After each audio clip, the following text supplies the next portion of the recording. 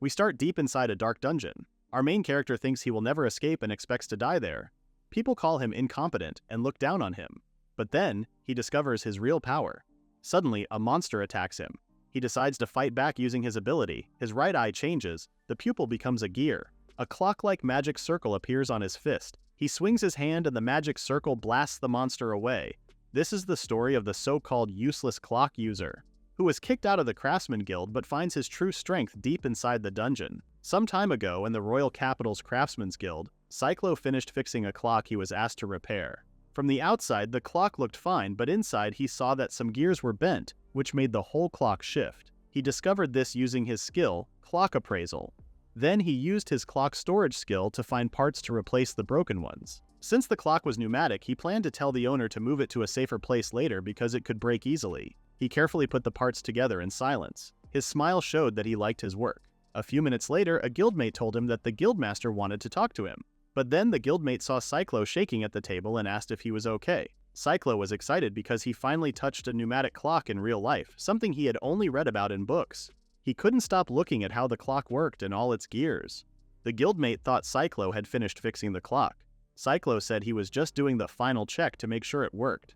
Since the clock was fixed, Cyclo used his skill called Clock Stop on it. This stopped the clock from moving to protect it from damage caused by vibrations and to keep it as it was. This rare clock was left behind by a nobleman. The nobleman's usual repairman couldn't fix it, so he gave it to the guild. The guildmate said that no one else but Cyclo could handle the clock. He called Cyclo amazing when it came to clocks. Cyclo smiled a little and said this was the only thing he was really good at. His skill, called the Clock User, was Cyclo's special ability. He went to the guildmaster and asked what he wanted to talk about. Without hesitation, the old man said that Cyclo was fired. Cyclo was shocked and asked what he had done wrong. The guildmaster said it was clear they did not need someone who was not good enough. Cyclo said he had helped the guild well and told how he had fixed an old clock from the palace. The guildmaster said that the job should be given to a more talented craftsman. Then a nerd appeared and said he was the talented one with the skill of craftsmanship. The guildmaster said his son could fix anything, unlike Cyclo, who could only fix clocks. The guildmaster said he had enough and told Cyclo to leave the guild. Cyclo asked him to think again, but the guildmaster simply kicked him out of the building. Cyclo walked around town thinking about what to do. He ended up at the highest place in town and remembered how he had always loved making things since he was a child. Everyone was happy with the magical tools he made. The first person he made happy was his mother. She often had trouble because the laundry got wet, so Cyclo made a device that could tell the weather. Everyone called 6-year-old Cyclo a genius. Even a merchant couple showed interest in him. They wanted him to marry their daughter and help run their business in the future. Everything went well until one day 2 years ago. Cyclo's sister Alice was pulling him somewhere quickly. Cyclo asked her to slow down, but she didn't listen. A girl who was following them laughed and wondered if their future daughter would be like Alice. Cyclo asked what she meant. The girl reminded them that they were engaged, but Cyclo said that was only something their parents decided. The girl asked if he didn't like her. Cyclo couldn't refuse her. Alice got jealous and kept pulling her brother. The girl did the same. The three then arrived at the church where their skills would be chosen. In the Kingdom of Heinberg, when citizens turned 16 and became adults, they always took part in this ceremony. Teenagers lined up while adults like parents and professionals watched. The girl was surprised to see many people there. Alice said that the most important people from guilds all over the country were attending. Cycle said anyone could be noticed and chosen right away because of that. When someone prayed in front of the crystal, a character would appear. The words shown by the crystal became the granted skill. Then it was the girl's turn. Cyclo wished Maria good luck. As Maria knelt and prayed, the crystal shone brighter than it did for anyone else. Even the priest was surprised by the characters that appeared. Maria had received the saint ability. Everyone was happy to see a saint appear. While people from the church gathered around Maria, Alice asked if the saint was the most special skill. Cyclo said it was a rare profession that had not shown up for decades. He thought Maria was amazing. There were two types of skills, general skills and profession skills. General skills showed up because of a person's natural traits, while profession skills appeared because of many traits combined. Profession skills were rare, and the law said people had to work in jobs that matched their skills. In this country, skills were more than just talents.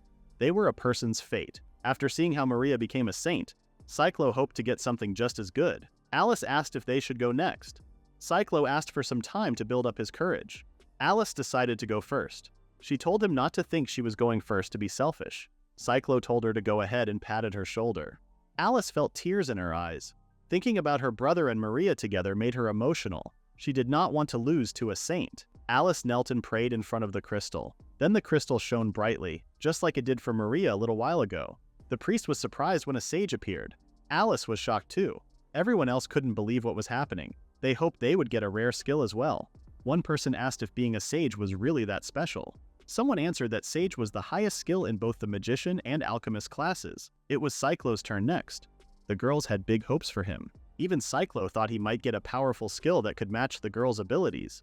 The place suddenly became even brighter than it did during the girls' turns. Everyone was silent, amazed at what they saw. Cyclo somehow found himself in a strange dimension filled with floating gears. A powerful being asked why he wanted a special power. Cyclo thought about the people around him and said he wanted to make his family and everyone else happy. At that moment, someone's shout brought Cyclo back to reality. He wondered if he had just been daydreaming. But more importantly, he asked what his skill was. The priest then announced that he was a clock user. Cyclo didn't understand what that meant, so the priest said it was someone who worked with clocks. Everyone who heard it thought it sounded boring, especially since the crystal had shone so brightly earlier, making them expect a powerful or exciting skill. The priest opened a book and read that a clock user was the person in charge of a giant clock tower. The tower was built based on a song said to be sung by the god who created the world. What was certain was that Cyclo's role as a clock user was the first of its kind and very rare. Still, it was only considered a vocational skill, not something useful in battle. The priest then asked the next person to step forward. Cyclo wasn't happy with the explanation. Being a clock user gave him a very low rank. Right away, his engagement to Maria was cancelled. Maria told him that the church didn't approve of their engagement and her father didn't want her to marry someone like Cyclo. She kept saying sorry, but Cyclo understood it wasn't her fault. He told her he wouldn't give up. He promised to become the best clock user in the world, someone respected by everyone. He said he would return for her once he reached that goal. Maria said she would wait for him. Meanwhile, Alice was scouted by the Adventurers Guild and quickly started doing well. Their mother told her to come back home if things ever became too hard. Cyclo wished her the best and promised to support her when life got tough. Alice felt touched for a moment, but then said she didn't need help from her useless brother. Cyclo felt hurt by her words, but he reminded himself not to fall behind the girls. He later joined the Craftsman's Guild. Even though his boss didn't like him, the law required them to hire him. Still, they warned him not to be lazy. Some people praised the work he did. A nobleman even said it was a shame Cyclo couldn't become a great magic toolmaker and instead became a clock user. As a clock user, his skills were all related to clocks. He had abilities like stopping time, checking clocks, making clocks, storing clocks, and finding clocks. Each skill did exactly what its name said, but those were his limits. Maria and Alice, who had always been with him, were now gone. He was left behind, unable to move forward. Even if he hadn't become a clock user, from that day until now, he had always believed one thing. However, he was completely on his own.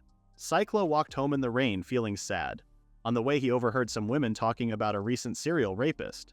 He hoped the police would do something about it. When they noticed Cyclo, they wondered if he was okay. Cyclo found himself thinking about what kind of person could enjoy doing such terrible things, but in the end, he didn't really care. As he kept walking, he passed a strange man wearing a hood. The man looked suspicious, but Cyclo didn't stop. When he finally got home, a woman greeted him warmly. She told him to hurry and change his clothes and wash up. Cyclo replied that he could take care of it himself. The woman was Miranda, their neighbor. She had been looking after Cyclo since he was young. After his mother fell in love and left, Miranda stepped in to take care of him like a mother would. Miranda handed him a cup of tea with gear patterns on it. She said she found the cup at the tool shop. She asked if he had gotten into a fight with someone from the guild. Cyclo told her that it wasn't the case and said he was fine. Miranda looked at him kindly and said there were things only he could do. Cyclo couldn't hold back his tears. He set his cup down and said the herbal tea tasted salty. Miranda laughed. Thanks to Miranda, Cyclo felt a little better. He knew he needed to figure out how to get back to work. He thought about asking a regular customer to recommend him, but most wouldn't even let him in without a letter from the guild. Cyclo stopped walking when he heard two people talking about their next target. He had heard about these people before. They were being talked about a lot in town. He quickly used his clock detection skill and found out there were two people nearby.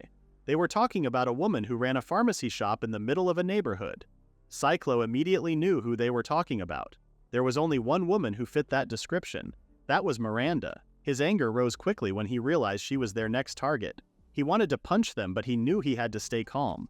One of the men seemed worried that their plan might cause too much attention, but the other man said it would be fine, as he was a policeman. Cyclo couldn't believe what he heard. A policeman, someone who was supposed to protect people, was planning a crime. Shocked and upset, Cyclo kicked a nearby can by accident. The noise caught the men's attention. The policeman walked toward him and with a fake smile asked if something was wrong. Cyclo got nervous and tried to talk about what he overheard. The policeman said he was just questioning someone, but also said it was strange for someone to be walking around here at this time. Cyclo felt a chill run through his body. He suddenly turned and ran away.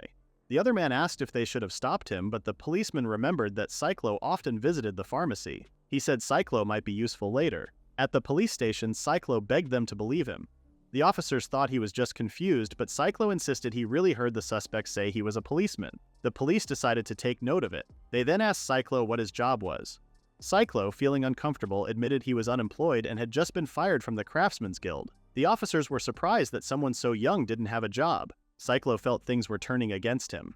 Now he looked suspicious. In that world, people with professional skills were expected to have jobs, unless something was wrong with their character. The police decided to stay alert, and Cyclo asked them to do so. On his way home, Cyclo realized that people didn't trust someone without a job. He decided to take matters into his own hands. He planned to stop the suspect himself. He would wait for them, catch them, and make a scene so others would see what was happening. It was the only plan he had. While hiding, he noticed the suspects coming. He recognized them by the sound of their special clock.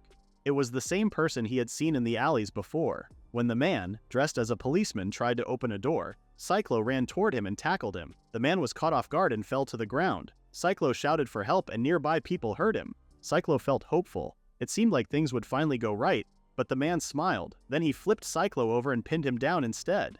Just then, Miranda arrived and asked what was happening. The man told her to call the other officers because he had caught a serial criminal. Cyclo was shocked. Miranda was even more shocked to hear Cyclo was the one being accused. Cyclo tried to explain, but the man kept him pinned down and said it had been worth watching the area. Cyclo couldn't speak for himself. He felt like everything was falling apart. He reached out to Miranda, but his hand couldn't reach her. He had always wanted to make people happy. He had always believed he could do the right thing. Everyone looked at him with disgust. Even Maria looked disappointed. In the end, Cyclo was sentenced to exile. He was sent to the frontier as a criminal slave. But this was only the beginning of his story. This moment was just one part of the larger machine that made up the strange and unfair world he lived in. One day he would be known as the hero who changed everything.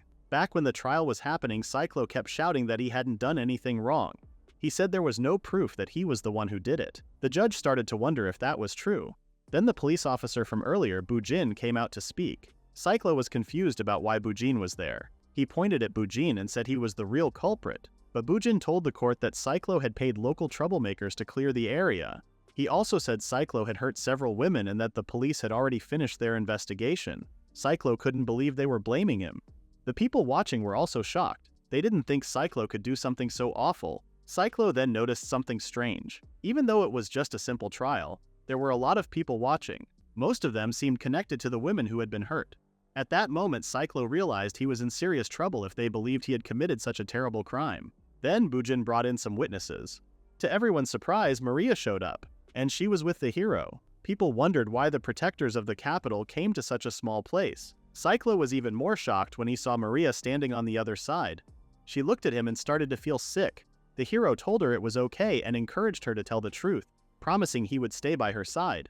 This moment touched the crowd. Seeing how close the hero and Maria were, many believed they would get married soon. Maria revealed that Cyclo used to be her fiancé. She had been sending him letters and money, thinking he might be struggling with his job as a clock user. Cyclo, confused, asked what she meant. Bujin explained that the church had records of the money transfers. Cyclo said he never received any money. The people watching couldn't believe he kept denying it. Then Bujin called someone over saying it was Cyclo's accomplice. But it turned out the man was actually working with Bujin. The man claimed Cyclo gave them the money and told them to leave the area, saying they didn't know what he might do next. Miranda was shocked by what she heard. Cyclo said he didn't know the man and had never done anything like that. Maria then spoke. She said she had hoped Cyclo would admit the truth and learn from his mistakes.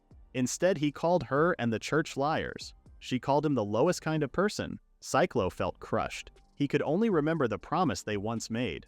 He tried to get close to her, but the hero pointed his sword at him and told him to stay back.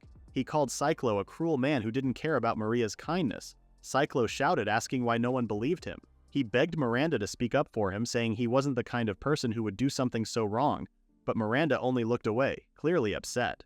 At that moment, Cyclo felt everything was lost. He was just a clock user standing against a saint, a hero, and a policeman.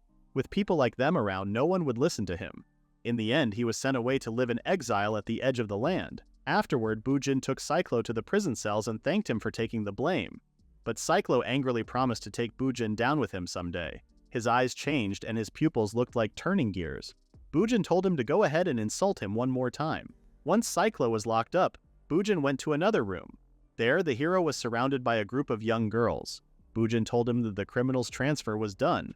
When the girls saw both the hero, Raven of the Crowheart family, and Officer Bujin of the Bojack family, they were amazed. They believed that a person's strength could be seen in their appearance, and the two men looked impressive. Later in the same room, Raven said he didn't expect things to go so well. He admitted that Cyclo had caused him trouble too.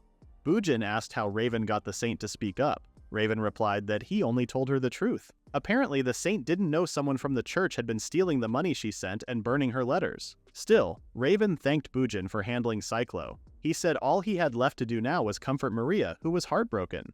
Bujin joked that Raven was a wicked noble, but Raven pointed out that Bujin, a viscount, wasn't any better. Bujin said the world was boring unless they kept chasing after women. Raven agreed with a laugh. The two trusted each other and saw themselves as partners in crime and winners. But they didn't realize that someone was secretly listening to their conversation. Soon after, Cyclo was taken by carriage to the northern part of the kingdom of Heinberg. This was where the worst dungeon called the Deep Hole was located. No one had ever reached the bottom of this dungeon. It was also a place where adventurers fought dangerous monsters that came out of it. Because of the dungeon, the area grew with new buildings and businesses to support the adventurers. This place marked the edge of the land known as Norththoria. Later, at the Adventurers Guild, everyone watched as Cyclo was dragged inside. A man saw him and assumed Cyclo was the new porter sent from the capital. The man introduced himself as Guan Koyaj, the leader of the Adventurers Guild. He said he had heard stories about Cyclo from the Great Sage. Cyclo thought things might get better since he was related to Alice. But then, Guan said Alice had told people that her brother was hopeless and couldn't do anything right. Cyclo said it wasn't true, but even the guild receptionist confirmed that Alice had said those things. Cyclo felt like the world around him was fading. He couldn't believe his little sister, whom he loved so much, would say that about him. Guan told him he wouldn't go easy on someone like him. He said Cyclo would work like a slave until he died. Cyclo's hope began to disappear. People had always called him useless because of his lame-sounding skill. Even though he tried hard as a porter, no one ever appreciated his work. He had been beaten many times. He ate food made for animals. In time, all his hope was gone. Cyclo became someone who only said yes when spoken to. Even that annoyed the adventurers, and they would beat him up. He stopped caring. He felt like an old piece of cloth, worn out and thrown away. Then one of the adventurers suddenly had an idea. The adventurers dragged Cyclo to a hole that people believed was the entrance to the Deep Hole's abyss. Cyclo stayed silent the whole time. The adventurers were upset with his boring reaction. They said that even though they were A-ranked adventurers, they still made the effort to bring him there. They couldn't believe how useless Cyclo seemed. Cyclo, on the other hand, thought falling into the hole would be an easy way to die. But then, Cyclo saw something strange. He imagined Bujin asking him to take the blame and die in his place. This vision shocked Cyclo and made him snap out of his thoughts. He started to struggle because he realized he didn't want to die like this. His sudden movement made one of the adventurers angry and they pushed him. Cyclo fell into the hole, screaming as he dropped into the darkness until his voice faded away. Later, Cyclo woke up and looked around. He was surprised to be alive. It felt like a miracle. Even though he had thought life didn't matter now that he had almost died, he realized he still wanted to live. When he looked up, he saw thick spider webs above him. They had slowed down his fall. The fact that he was light and unconscious also helped him survive. Since he was still alive, Cyclo decided to figure out what to do next. He made a clock and saw that more than half a day had passed since he fell. He checked what he had with him: 1 bottle of water, a metal match, and a knife. His next worry was the monsters. He knew he was in a part of the deep hole that no one had explored before, so he needed to move carefully. At that moment, something hit the top of Cyclo's head, making him jump in shock. He looked up to see what it was. Above him was a giant creature. It had the body of a tall human, but its head looked like a monster. The strange creature was eating another monster. Cyclo couldn't believe what he was seeing. He stayed quiet and watched as the monster finished its meal. Then the monster slowly turned toward him. Its face had no eyes, but it growled in his direction. Cyclo froze. He had just seen this creature eat something way bigger than him. Before he could run, one of the monster's tentacles moved. It had an eyeball at the end, and it spotted him. Cyclo took off, running as fast as he could. He knew he was in serious danger. He found a hole and jumped inside. The monster's attack barely missed him. Cyclo kept crawling deeper into the hole while the monster tried to reach in after him. He believed he would be safe if he kept moving. After a while, he saw a light up ahead, but when he got there, it wasn't a way out. It was a dead end, a huge drop that could lead to his death. No matter where he went, danger was waiting. 5 days have passed since Cyclo entered the hole. He noticed the monster still waiting outside as if it was saving him for later. Cyclo was weak and tired. He looked like a mummy. He couldn't remember the last time he ate a real meal. He wished he could eat his mother's meat pie again. At that moment, Cyclo started seeing things. He saw Maria and Alice calling out to him, telling him to join them. They said he didn't need to go through more pain. Feeling happy to see them, Cyclo stood up to go with them, but suddenly their voices changed. They said someone like him, who was useless, should just die. Cyclo screamed as he came back to his senses. He had almost jumped off while seeing those visions. Then he saw a lizard nearby. He said sorry to it as he picked it up. Without thinking, he ate it. He groaned in disgust as he chewed. When he saw the lizard's cut-off tail, he realized he was just like it. Because he couldn't protect himself, others had thrown him away when he became a problem. He got angry as he remembered everything. How he got his skill, lost his job, got blamed for something he didn't do, and how Maria left him. He couldn't believe it and he cursed out loud. He punched the wall again and again until his fists bled. He swore he would take revenge on everyone who had looked down on him. He wouldn't forgive them. He promised himself he would live no matter what. He shouted that he wouldn't die in a place like this. His anger caused a pillar of light to shoot up from the deep hole. The guards at the border saw it and rushed to report it to the Lord. Even Guan didn't know what was going on. Cyclo didn't understand it either. A glowing magic circle appeared around him shaped like a clock. His eyes started to look like turning gears. He stood there wondering what had just happened to him. Cyclo felt confused and wondered if the strange feeling was because of the lizard he had eaten. But that didn't make sense. His hunger was gone, and even his wounds had healed. He realized the feeling in his stomach was his body's internal clock. Using his powers, he turned his body back to a time when he was still full and healthy. Suddenly, images of himself flashed in his mind. He used Time Stop, and just like he thought, his energy and strength came rushing back. He found this helpful. He just needed to keep fixing his body and survive by drinking only water. Since the monster was still outside waiting near the exit, he chose to stay inside and think of a way to escape. Before this, Cyclo could only use his powers on mechanical clocks. But now, it seemed the saying was true. The more you use a skill, the better you get. His clock user abilities had grown. Now, he could control hourglasses, water clocks, and sundials, anything with the word clock, or anything that worked like a clock. He decided to start training. First, he made a water clock and a sand timer. By studying and analyzing them, he understood how they worked. Then, he removed the containers and used his magic to control just the water and sand. Next, he created a sundial and made a small sunlight orb using his life energy. It was only as big as his fist. To make a bigger one, he knew he had to improve his physical strength too. 1 month passed by with just physical training. Cyclo concentrated as he created the 3 types of clocks: sundial, water clock, and sand timer. He tried to heighten his awareness as he concentrated. He then used Time Stop to freeze the clocks in their perfect states. Cyclo was glad that he did it. He managed to finish the first step. Next thing to note was his skills application in battle. For now, he wrote down everything he had learned from studying the 3 types of clocks he could make. He was still worried that his clock perception wasn't very accurate because things like walls got in the way, and he knew he needed something better than just using his eyes. When he saw the sundial's sunlight orb shine on a water bottle, he got an idea. He could use the shadows instead. Discovering new things made Cyclo feel like a curious kid again, but this time he was also driven by the need to take revenge on those who had hurt him. To do that, he had to keep improving his skills. 2 months had passed since Cyclo started researching his power.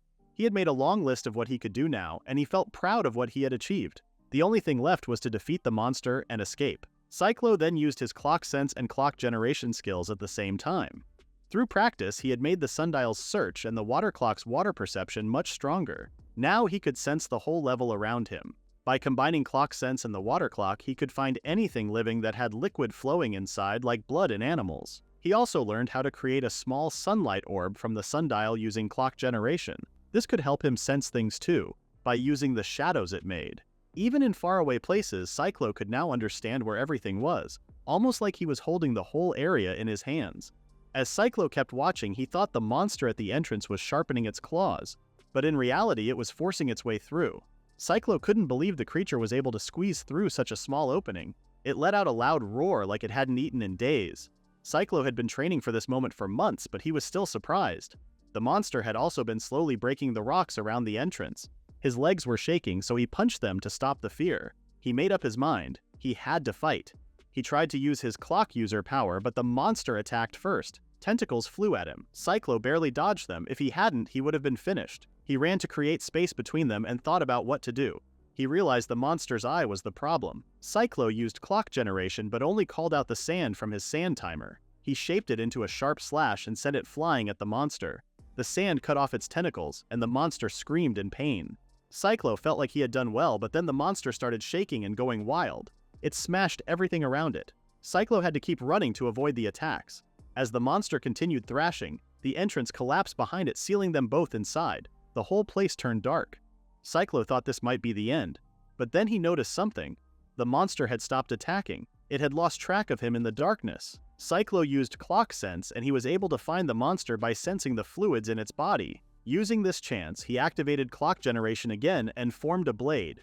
He slashed at the monster and cut it in half. What he used was the guiding hand of a sundial, shaped into a blade that sliced straight through his enemy. Cyclo was out of breath. He created a small light from the sundial to see better. The monster was no longer moving. He used clock perception to check the monster's body fluids. Since they weren't flowing anymore, he knew it was dead. Cyclo started to cry. He couldn't believe it. He had defeated a monster. At that moment, he felt something warm flow through his body. He realized this was what adventurers called a level up. By killing monsters, people could grow stronger by taking in their power. Now, Cyclo knew it. If he kept defeating monsters, he could keep getting stronger. A small smile appeared on his face. His journey for revenge had finally begun. The gears that once stopped were turning again. Cyclo smiled widely and activated his clock user powers. It was time to rise. The monster saw Cyclo. He decided to defeat them. Cyclo used his clock generation skill, and sharp blades made of water sliced through the monsters. This was another way he used the water clock, which could create fast-moving water blades. One monster tried to attack from behind, but Cyclo dodged it. He thought maybe leveling up helped him see their attacks more clearly. The monsters then used their tentacles to strike from a distance. Cyclo used his skill again, this time turning the water clock's container into a shield. He also made a clock's hand and used it like a sword. The clock generation skill didn't just make clocks, it could also create parts of clocks in any shape he wanted. If Cyclo knew the material, he could make almost anything, even the best metals. His sword was made of orichalcum, and he used it to cut through the monsters. He had clock sense active and noticed smaller monsters nearby. Using his skill, he formed sundials on the monsters' bodies, slicing them in half. Cyclo felt magic power flow into him as he leveled up again. Then something huge showed up. It was twice the size of the other monsters. Cyclo realized this was the boss monster. The boss attacked, but Cyclo was fast enough to dodge. He used clock generation to create sand and water, firing them as sharp blades. The boss blocked the attack using its tentacles, forming a net-like shield. Cyclo saw that this monster was smarter than the others. He made another clock hand to use as a sword, but the monster surprised him. Tentacles came out from the ground behind Cyclo and trapped him in a ball-shaped net. Just in time, Cyclo made a shield. He said he couldn't hold on much longer and asked for help. The monster growled, thinking it had won, but Cyclo smirked. He had only been pretending. He created 3 full clocks at once, breaking out of the tentacles. The boss monster screamed as its tentacles were cut and burned. Cyclo said his perception was perfect. He could sense everything the monster did because of the fluids in its body. Then he showed the monster his most powerful clock. Somehow, the boss monster's body exploded from the inside. It seemed Cyclo had taken control of its body clock using clock generation. The monster let out its dying and last roar. Cyclo finally calmed down a bit and started moving forward. The monsters were now scared and tried to escape. However, since the tables had turned, he asked the monsters how they feel that they are now the preys. He activated the magic power he could, not letting the monsters escape. After some time, Cyclo's clock sense confirmed that there were no more monsters left in the dungeon layer. He opened his clock storage and gathered all the dropped items and monster bodies before getting ready to leave. In the past, the clock storage could only hold clocks, but now it could store almost anything, and there was no limit to how much it could hold. Cyclo finally took a break. He drank some water from his water clock. He also had cubes he called energy cubes. These cubes helped him recover his strength. Each cube was made from a small amount of life energy stored in the clock storage. Even though each cube used just a little energy, it could restore his stamina 100 times over. Once the clock storage confirmed that everything had been collected, Cyclo decided it was time to move on. But before leaving, he noticed some wilted flowers. He was surprised to see flowers in a place like the Abyss. He touched one and used his skill, clock operation. The flower slowly came back to life. Cyclo had only turned back time a little, but he wished the flower would keep hanging on, just like he was trying to do. To him, it felt like the first beautiful thing he had seen since being banished from the royal capital. Cyclo kept moving deeper into the dungeon.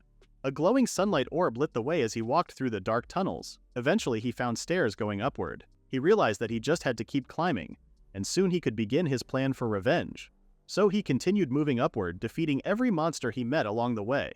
After each battle he would take short rests, then go forward again. Along the way, he even learned how to shoot fireballs by using the heat from his sundial's sunlight orb. It didn't take long before he reached a floor shaped like a round arena, surrounded by flames. Cyclo used his clock sense and confirmed that no living creatures were on that floor. But then he heard a cold, eerie voice. It sounded surprised to see a human coming from below. Cyclo was shocked because his detection hadn't picked up anything. He quickly created a shield and a sword from his clocks. The voice laughed and told him not to rush. Then it introduced itself as the guardian of the Labyrinth of Judgment's middle layer. From the dark flames a face appeared.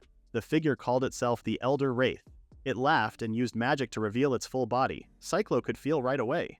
This enemy was nothing like the ones he had fought before. When Cyclo heard the Elder Wraith speak, he realized that the deep hole was actually called the Labyrinth of Judgment. He also couldn't believe he had made it to the middle layers. Magic circles appeared around him, and the Elder Wraith said this would be the end for Cyclo now that they had met. The monster shot snake-shaped flames at Cyclo and demanded his life. Cyclo quickly used his water clock to create a shield, but the heat was too strong. The shield wasn't enough, and the heat made it hard for him to concentrate. The Elder Wraith kept attacking, telling Cyclo to burn. But to the monster's surprise, Cyclo managed to block the attacks just in time. Cyclo then used the water from his water clocks to form ice walls. At that moment, Cyclo figured out that the enemy was a spirit type. Since the Wraith had no blood, Cyclo's clock sense didn't detect it. More than that, Cyclo was angry because the Elder Wraith looked down on him. Cyclo created a sunlight orb using his sundial, and a beam of light shot out and hit the monster. The Elder Wraith groaned in pain as the spot exploded. Cyclo was happy that it worked. The Elder Wraith was shocked that a human could use magic that could hurt him. Cyclo told him to shut up and disappear, then made more sunlight orbs. The monster couldn't believe what he was seeing. He couldn't avoid the light beams and got hit again. As he faded away, the Elder Wraith said he couldn't believe he had lost. When he vanished, a cloak of shadows dropped to the ground. Cyclo looked at it and wondered if he had really won. Then he laughed a little and said that the Elder Monster wasn't so tough after all. As Cyclo tried to collect the monster's body, the Elder Wraith smiled from the shadows and began swirling around him. The Wraith had been waiting for the right moment to catch Cyclo off guard. Cyclo had forgotten that Wraiths were known for tricking people and taking over their bodies after death. This Wraith was even more dangerous because he was stronger than usual. The Elder Wraith praised Cyclo for lasting this long. But now he said it was time to curse Cyclo to death and use his body as a new vessel. The Wraith then stabbed Cyclo in the heart with his claws. Cyclo screamed in pain. He felt both the stabbing wound and the curse slowly spreading through his body. As the Elder Wraith grinned, Cyclo panicked, unsure of what to do. But Cyclo didn't wait any longer. He created a ball of sunlight in front of him, catching the Wraith by surprise. The Wraith asked if Cyclo planned to burn both of them. Cyclo confirmed that.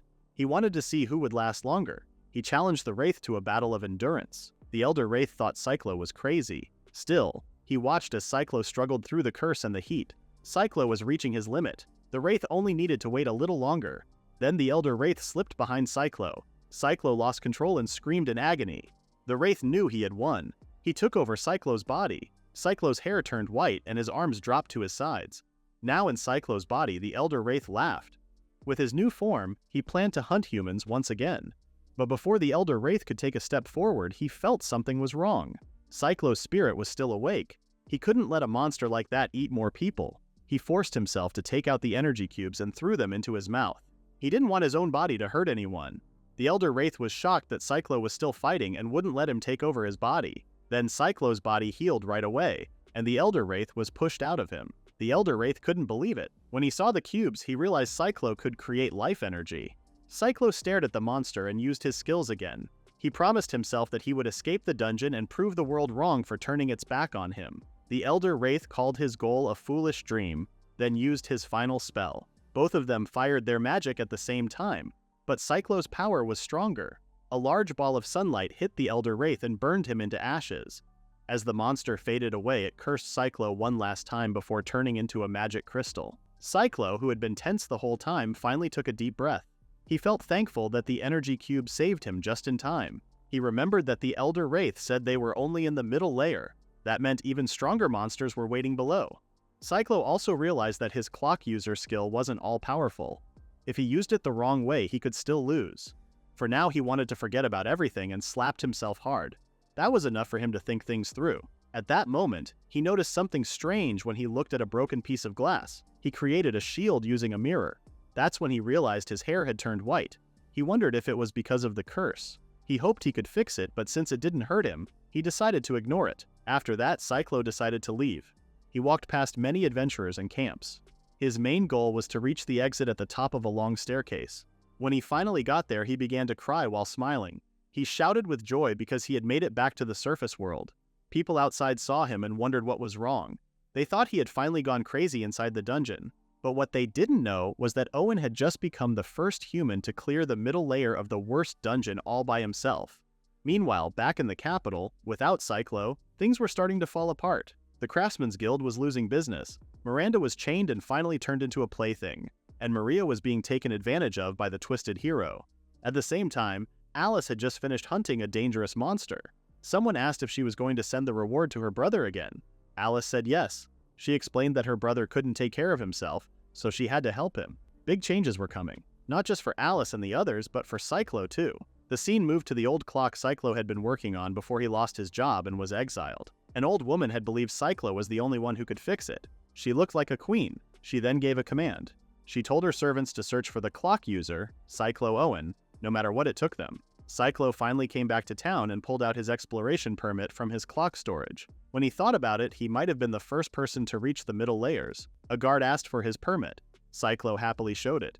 But the guard gave him a disgusted look. Cyclo didn't understand why until the guard called him a criminal slave and rudely told him to go inside. As Cyclo walked through the streets, he tried asking people how to find the Adventurers Guild. But people thought he looked dirty. When they saw his collar, they wondered if he had escaped from somewhere. Cyclo had forgotten about the collar and tried to explain, but no one wanted him near. A child even threw a rock at him from a window. Without looking, Cyclo caught it with his bare hands. Everyone around him was shocked. That moment reminded Cyclo that no matter how strong he was still seen as a criminal slave. Cyclo decided to stop asking for help and tried to remember the way himself. While walking through an alley, he saw a place where light was shining. When he peeked inside, he found a young girl chained up. He was shocked to see a child in such a place. The girl noticed him, and Cyclo quickly apologized for staring. He told her he was lost and asked if she knew the way to the Adventurers Guild. The girl stared at him, and Cyclo guessed she was scared of him because of the collar. But then, she slowly raised her weak arms and pointed in a direction. In a quiet voice, she gave him the answer. He thought she meant the stairs, and she nodded. Cyclo smiled and thanked her. The girl seemed surprised, but then he left her behind. Cyclo thought she reminded him of the white flower he once saw in the deep hole. Because of her, he felt ready to move forward again. He then pushed the guild's door open hard, surprising everyone inside. But someone was even more shocked. They recognized him. It was the same group who had pushed Cyclo into the abyss. Cyclo asked to see the guildmaster and said he had returned from the depths of hell. From that moment on, he chose to change his fate.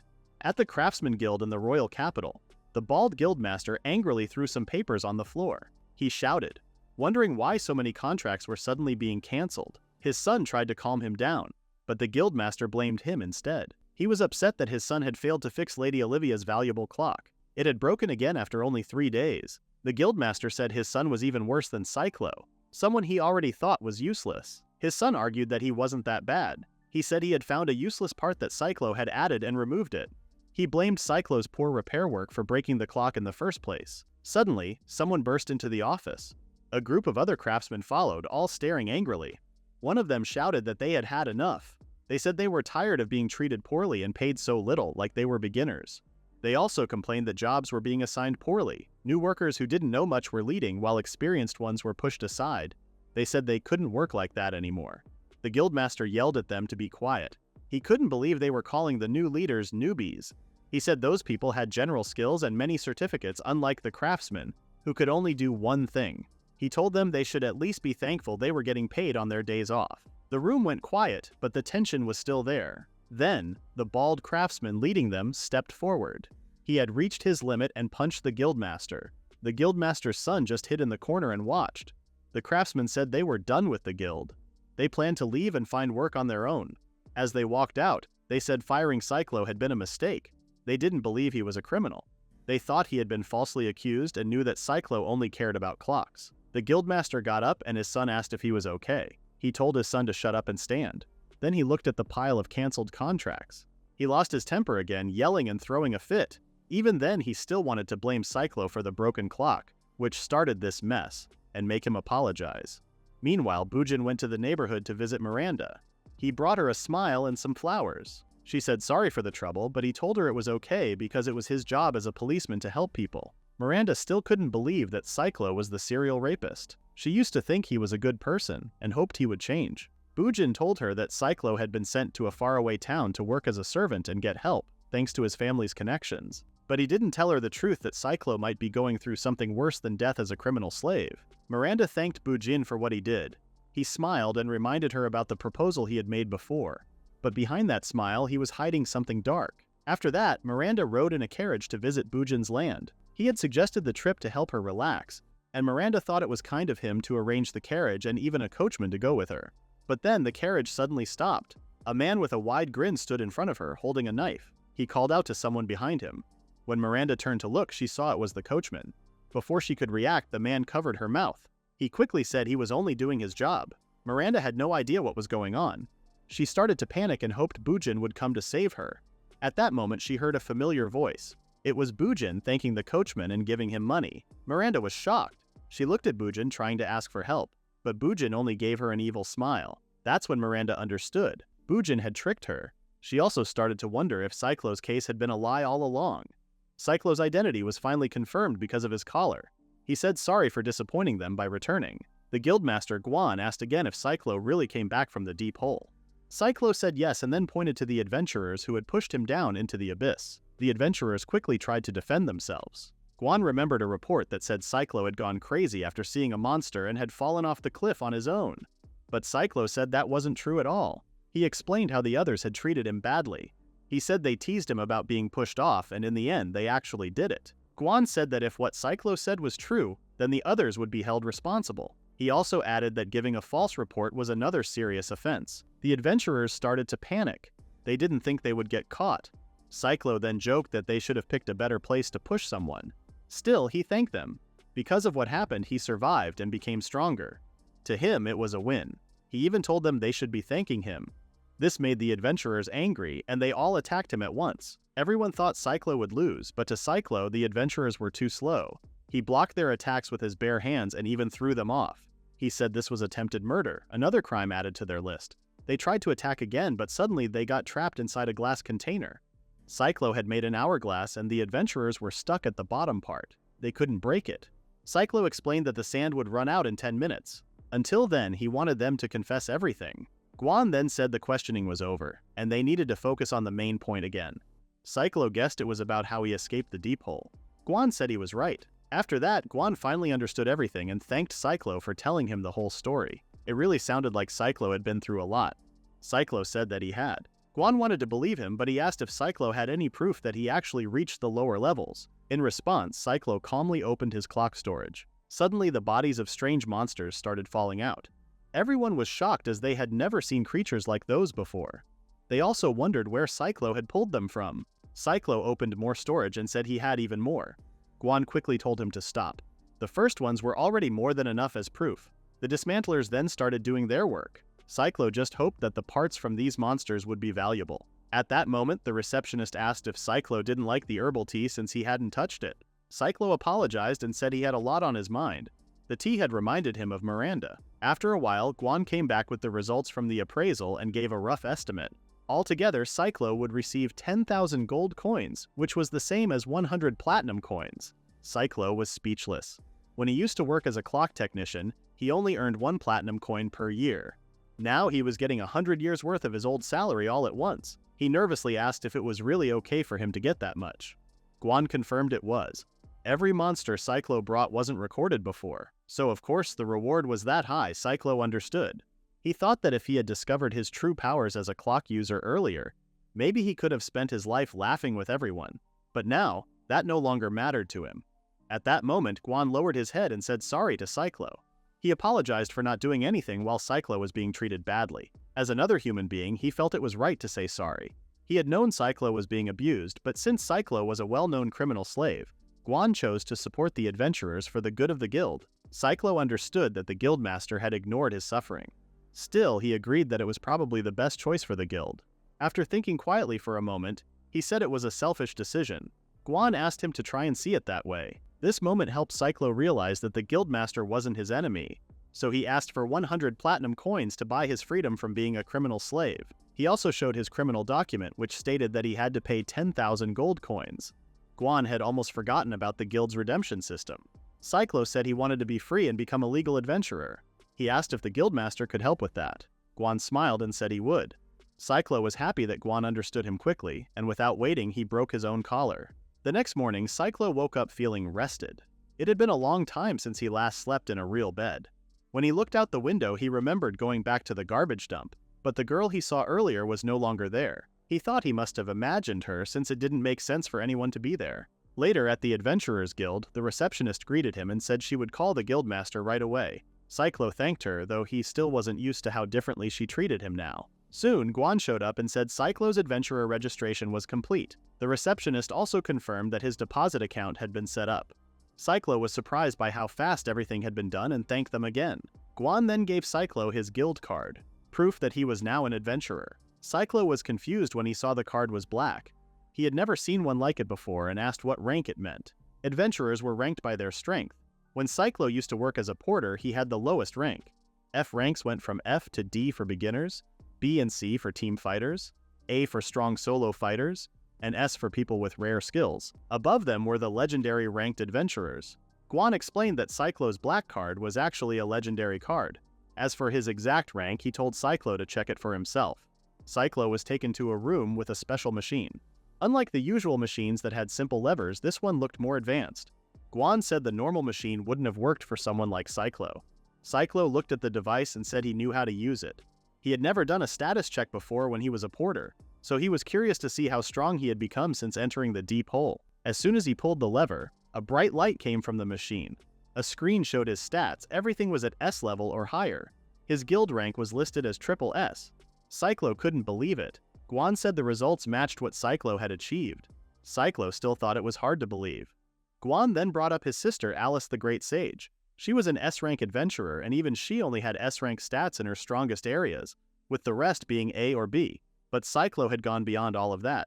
Guan said it was something extremely rare in history. Cyclo thought it was crazy. It didn't even feel real to him. Suddenly, the guildmaster said he had a request for Cyclo.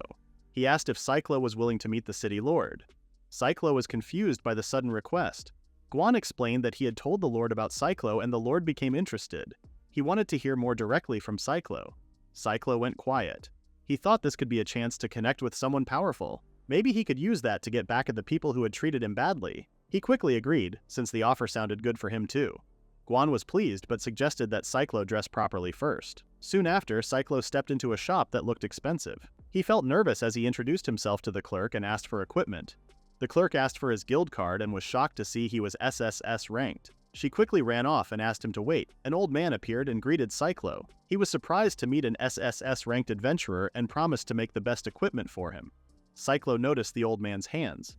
They looked like the hands of someone who had worked for many years, an artisan. Cyclo believed he would do a good job and asked how long it would take. The old man asked him to wait a moment and said his job skill was Grand Couturier, a high-level tailor.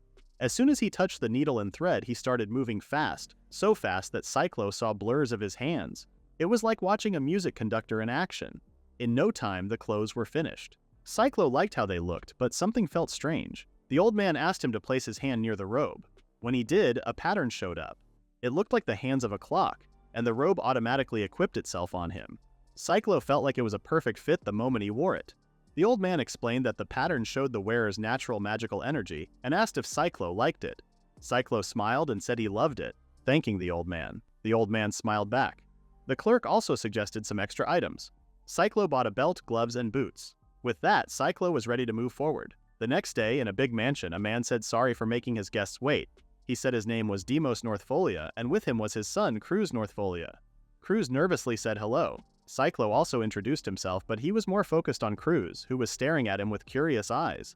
Deimos explained that his son really wanted to meet Cyclo because he looked up to adventurers.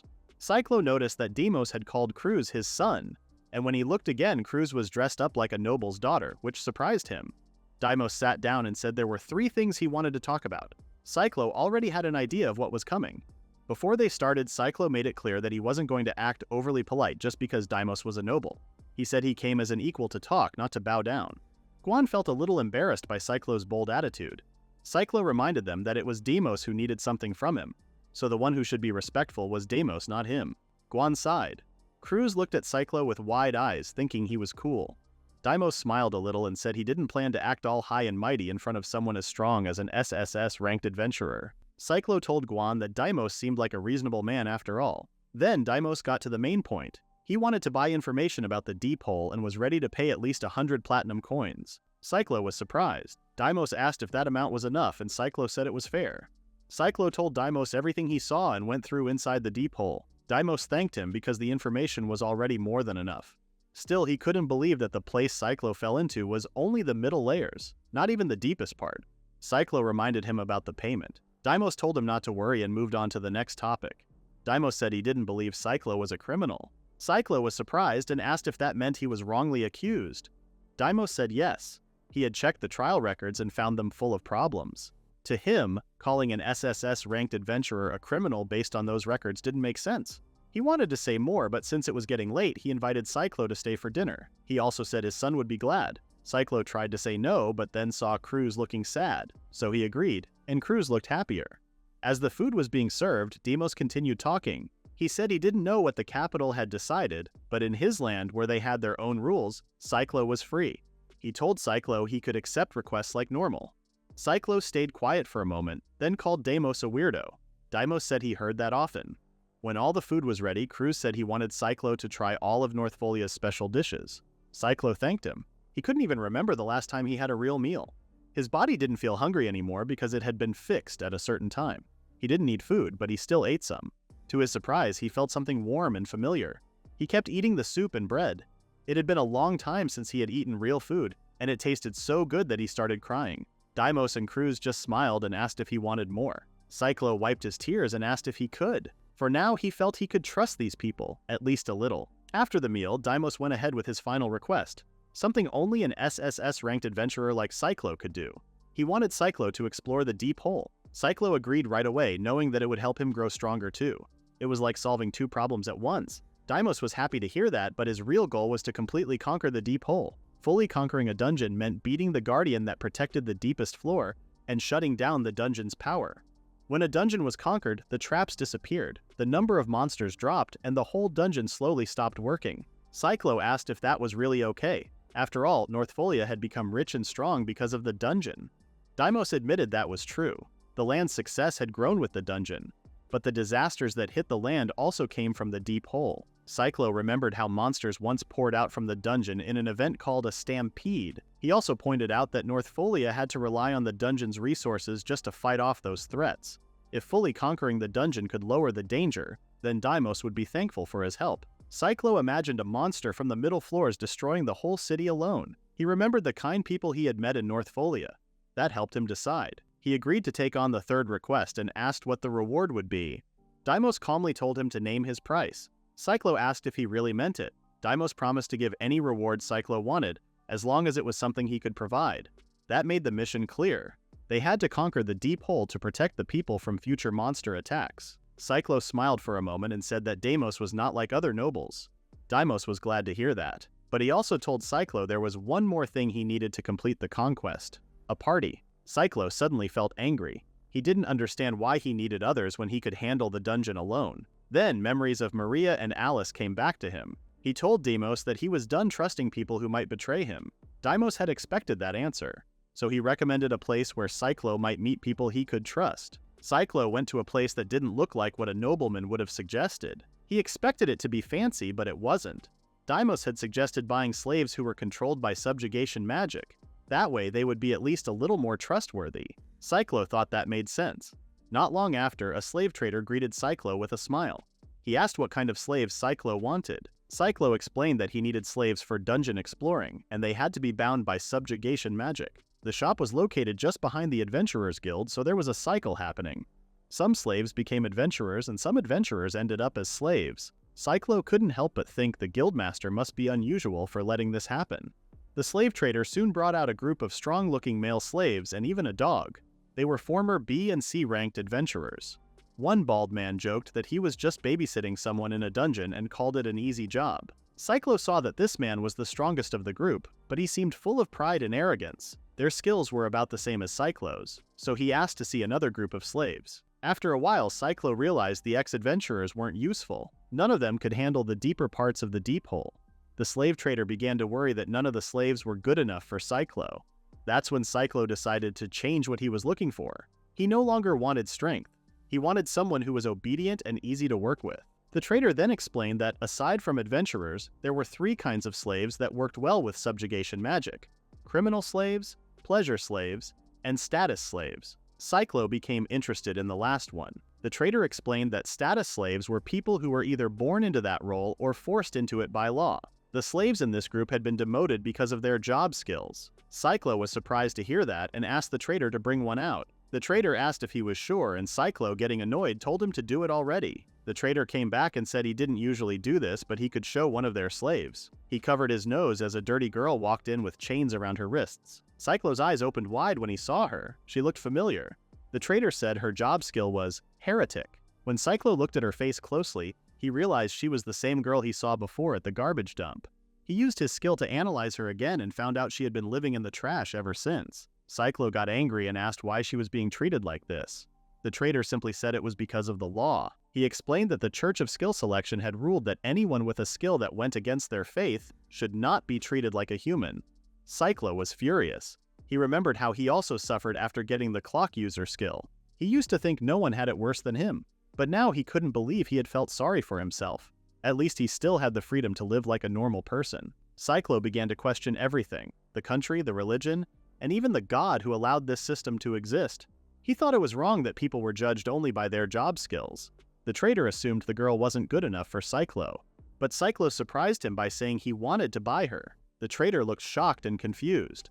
Cyclo told him to go ahead with the sale. After the trader left, Cyclo got down on one knee in front of the girl and smiled. He asked her name. The girl's eyes lit up and she said her name was Mist Carmine. Cyclo moved his hand and Mist flinched and shut her eyes. He said Mist was a nice name and told her his own name. When he gently tapped her head, he saw that she was shaking. He realized she was scared, which made sense after all she had been through. He wanted her to know she was safe now. Cyclo promised he would never hurt her and gave her a hug. Mist looked confused, unsure of how to react. Cyclo then made a vow. He said he would protect her from now on, and if anyone tried to hurt her, he would stop them. He promised, and this time he meant it. Mist slowly stopped shaking. She felt calmer and thanked him. Soon the slave trader came back with the subjugation contract. He told Cyclo to pour his mana into the magic circle to finish it. Cyclo calmly did so, but his power was so strong that it surprised the trader. A glowing mark then appeared on Mist's neck. The trader explained that it was proof of the contract. To give Mist commands, Cyclo only had to use mana and speak. The trader also said that the mark could cause pain if strong mana was used, even from far away. Cyclo said he didn't think he would ever need that, but he would remember it. Once the contract was complete, Cyclo asked Mist to come with him. Mist said his hand would get dirty if he kept holding her arm. Cyclo told her not to worry because from now on, they were going to be companions. In a flashback, Mist had decided to work hard again by helping a priest. She cleaned the windows of the church. The old priest was worried she might be cold, but Mist told him she was fine and asked if there was anything else she could do.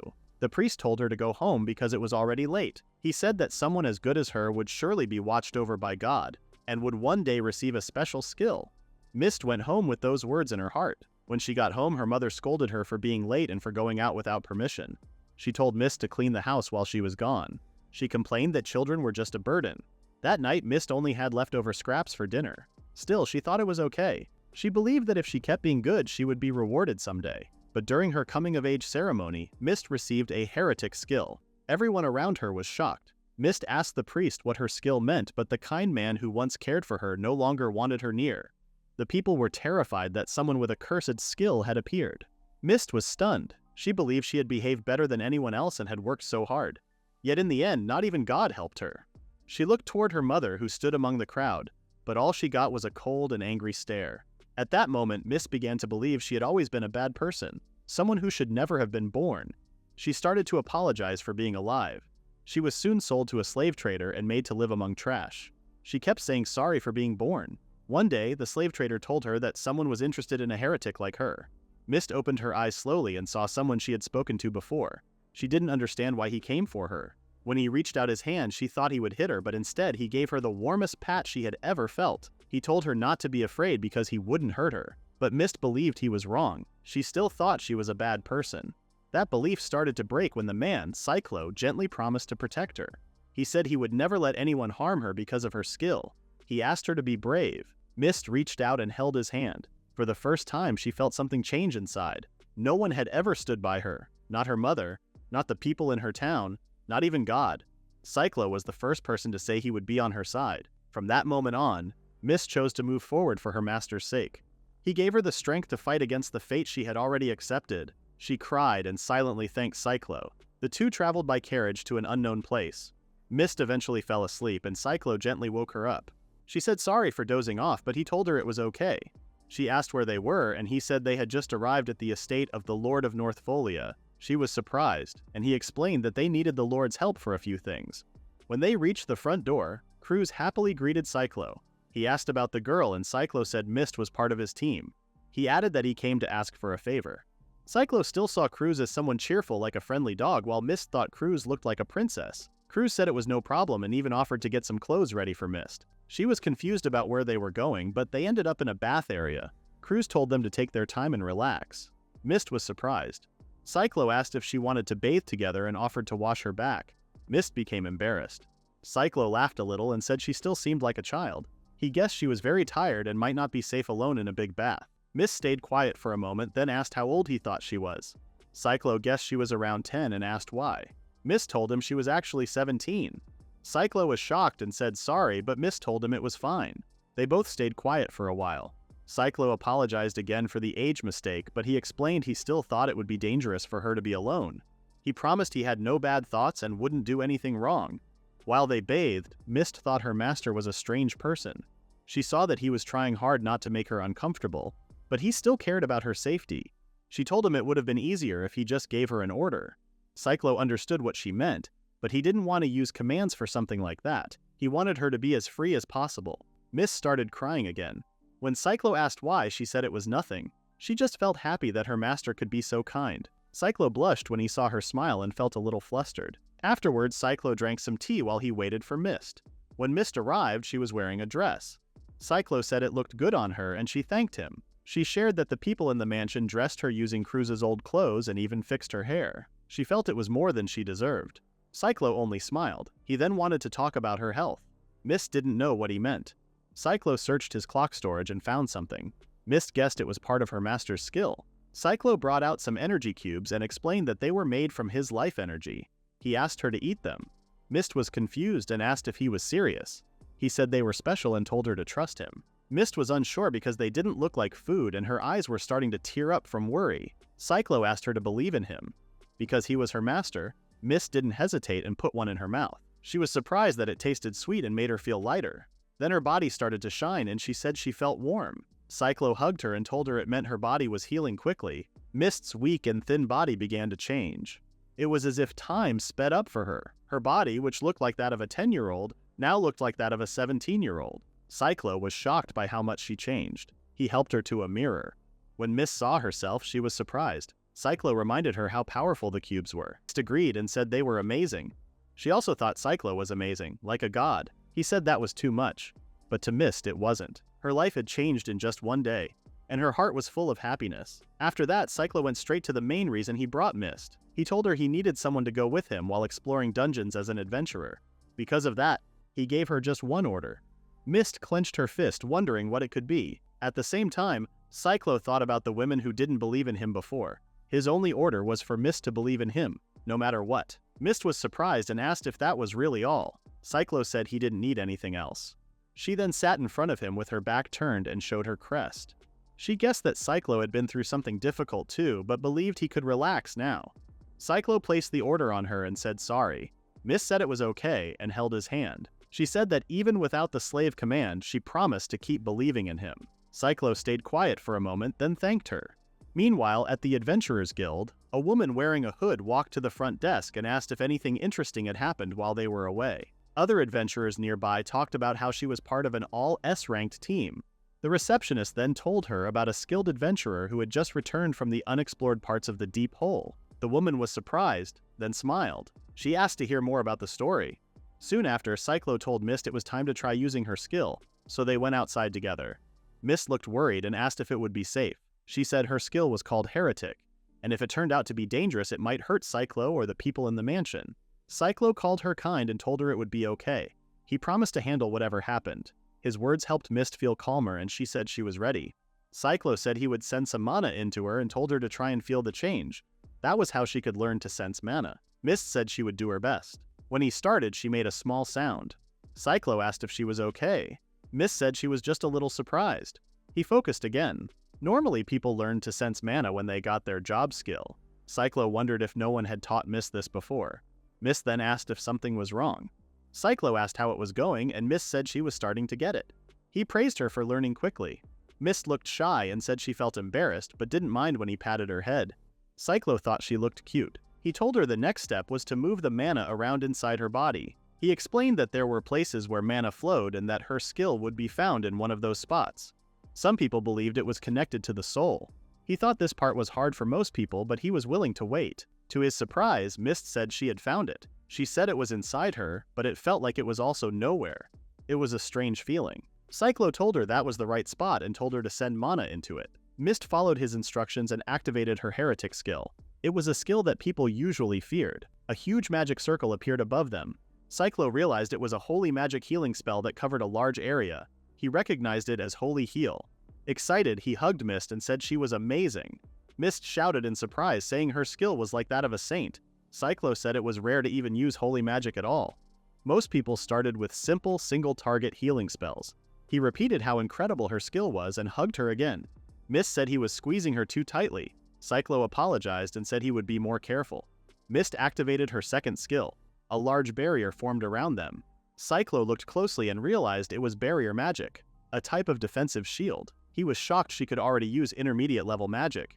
He then explained that Mist's abilities were split between light magic and holy magic. Both were known for offense and support. Mist was surprised that Cyclo knew so much about her skills. Cyclo stayed quiet for a moment, then shared that he once had a fiancé with a holy-type job skill. Mist noticed his expression was the same as when he told her to trust him no matter what. She realized it was something she shouldn't ask about again. She said nothing more and instead activated her third skill. Cyclo grew excited, expecting something powerful.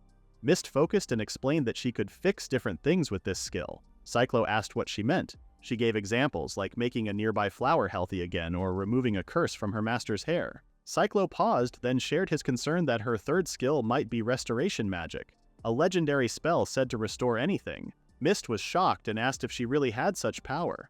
Cyclo said he had only heard of it before. He wondered if those were her only skills, but Mist said she had 2 more. Cyclo thought for a moment. Even saints were only known to have 4 skills. Mist had 5, and each one was as strong as or even stronger than a saint's. Holy magic users were rare and respected by the church, so he didn't understand why Mist was rejected by them. He began to question if the skill selection ritual was truly accurate, but in the end he no longer cared. What mattered now was Mist's power. He asked her to activate her 4th skill. When she did, a pair of transparent wings appeared on Cyclo's back. Mist apologized for the sudden effect, but Cyclo told her not to worry. He felt stronger, and Mist said the skill also weakened enemies around them. Cyclo realized it was a power that both helped allies and weakened opponents. When he asked how much mana it used, Mist said it was more than the previous 3 skills. Knowing that, Cyclo suggested saving it for special situations. He decided to call it Sanctuary. Mist seemed confused at first, but Cyclo explained that naming a skill could make it stronger. It helped the caster picture the effect clearly. He said the name meant something like a sacred domain. Mist liked the name and thanked him. Cyclo smiled and told her she could name it herself, but Mist said she already liked the one he gave. Soon, the boost effect wore off. Cyclo explained that some skills had lingering effects while others didn't. He told her there were 2 kinds of skills, active and passive. Active skills needed mana to activate. Passive skills were always working in the background. Mist understood that her magic worked because she had passive skills in holy and light magic. Cyclo praised her for learning quickly. Mist then chose to show her final skill. As soon as she activated it, she felt lighter on her feet. Cyclo asked her to try jumping. With very little effort, Mist jumped much higher than expected. Cyclo caught her and guessed the final skill might be related to physical strength or weapon handling. He suggested they visit the town later to look for weapons and armor. Mist asked if her skills would be useful to him. Cyclo said her talent was even greater than a saint's. Mist was happy to hear that and asked him to put her down. Cyclo apologized. After that, the two went back to eat lunch. Still, hearing the word saint brought back memories for Cyclo, but he reminded himself not to think about the past anymore. They had already chosen to walk different paths from that day on. Later in North Folia City, Cyclo noticed Mist staring at some grilled meat and asked if something was wrong. She looked confused and he wondered if she wanted to eat it. Mist tried to say no, but Cyclo told her not to hold back. He quickly bought 2 meat skewers and gave one to her. Mist smiled and ate happily, saying it tasted really good. Cyclo agreed with her. Then Mist noticed him watching her. Cyclo said he felt happy when she looked happy. Mist blushed and said that catching her off guard like that wasn't fair. As they kept walking, they heard some townspeople talking about the royal capital's saint starting training to fight the Demon Lord's army. They wished the saint would visit their town. Hearing that made Cyclo remember something from the past. Mist asked if they were talking about her master's fiancé who could use holy magic. Cyclo said yes, but explained that it was all in the past now. He shared that his job skill was called clock user. Mist was surprised and said it sounded like an amazing skill. Cyclo thanked her for saying that. However, he also said that because of this skill his engagement was called off. His former fiancé couldn't trust a rare skill like clock user the way Mist did. Meanwhile, in the royal capital, Maria was quietly praying. She remembered how Raven once tried to comfort her after what happened with Cyclo. He had promised to do his best for her too, just so he could see her smile again. Maria blushed when she thought about his words and prayed that Raven would return safely from the expedition. Just then a clergyman ran into the chapel with urgent news. Maria asked what was going on. The clergyman told her that her assistant had been committing fraud. Maria was shocked and asked for more information. She learned that her assistant had not only stolen reward and activity money but had also embezzled her personal donations. Maria then remembered that she had trusted her assistant to send money and letters to Cyclo. That meant Cyclo had been telling the truth when he said he never received anything from her. Maria dropped to her knees as memories came rushing back. She remembered what happened the day before the trial. Raven had visited her and said Cyclo was arrested for several serious crimes. At first Maria thought it was just a mistake, but Raven kept talking and said Cyclo had been spending the money she sent him on selfish desires. Maria felt hurt and betrayed. While she was still sad and confused, Raven comforted her with kind words. He promised to stay by her side and even offered to go to court with her to find out the truth. Maria agreed to go with him. Now she finally understood. Raven had planned it all. He tried to make Cyclo look guilty. Maria wanted to believe that Raven had been honest, but deep down she knew he had fooled her. A few days later, Maria welcomed Raven back from his expedition.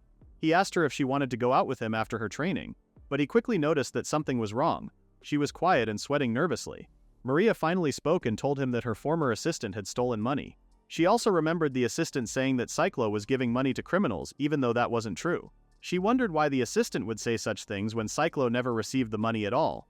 That was when Raven dropped his act. He called her foolish for figuring it out so late. He said the constable had asked him to help frame Cyclo, and he agreed because he also wanted Cyclo out of the way. Raven admitted he wanted to take Cyclo's place so he could win Maria over. He was shocked at how easily everyone believed him, just because he was the Duke's heir and a hero. At that moment, Maria realized Raven wasn't a hero at all. He was just a cruel man who ruined lives for fun. When Maria tried to run away, Raven quickly grabbed her. She told him to let go so she could reveal the truth. But Raven reminded her that she was also part of it. She froze. Memories of her childhood sweetheart came rushing back when they were kids, when they were separated after the ritual and during the court trial. She realized that she had played a role in sending the one she loved into hell. She stared at Raven with hatred and swore she would never forgive him. Raven stared back and laughed, saying she still didn't understand what kind of trouble she was really in. Maria then saw the truth. She wasn't much different from him. She had been part of the same lies. Her strength left her and she fell to the floor.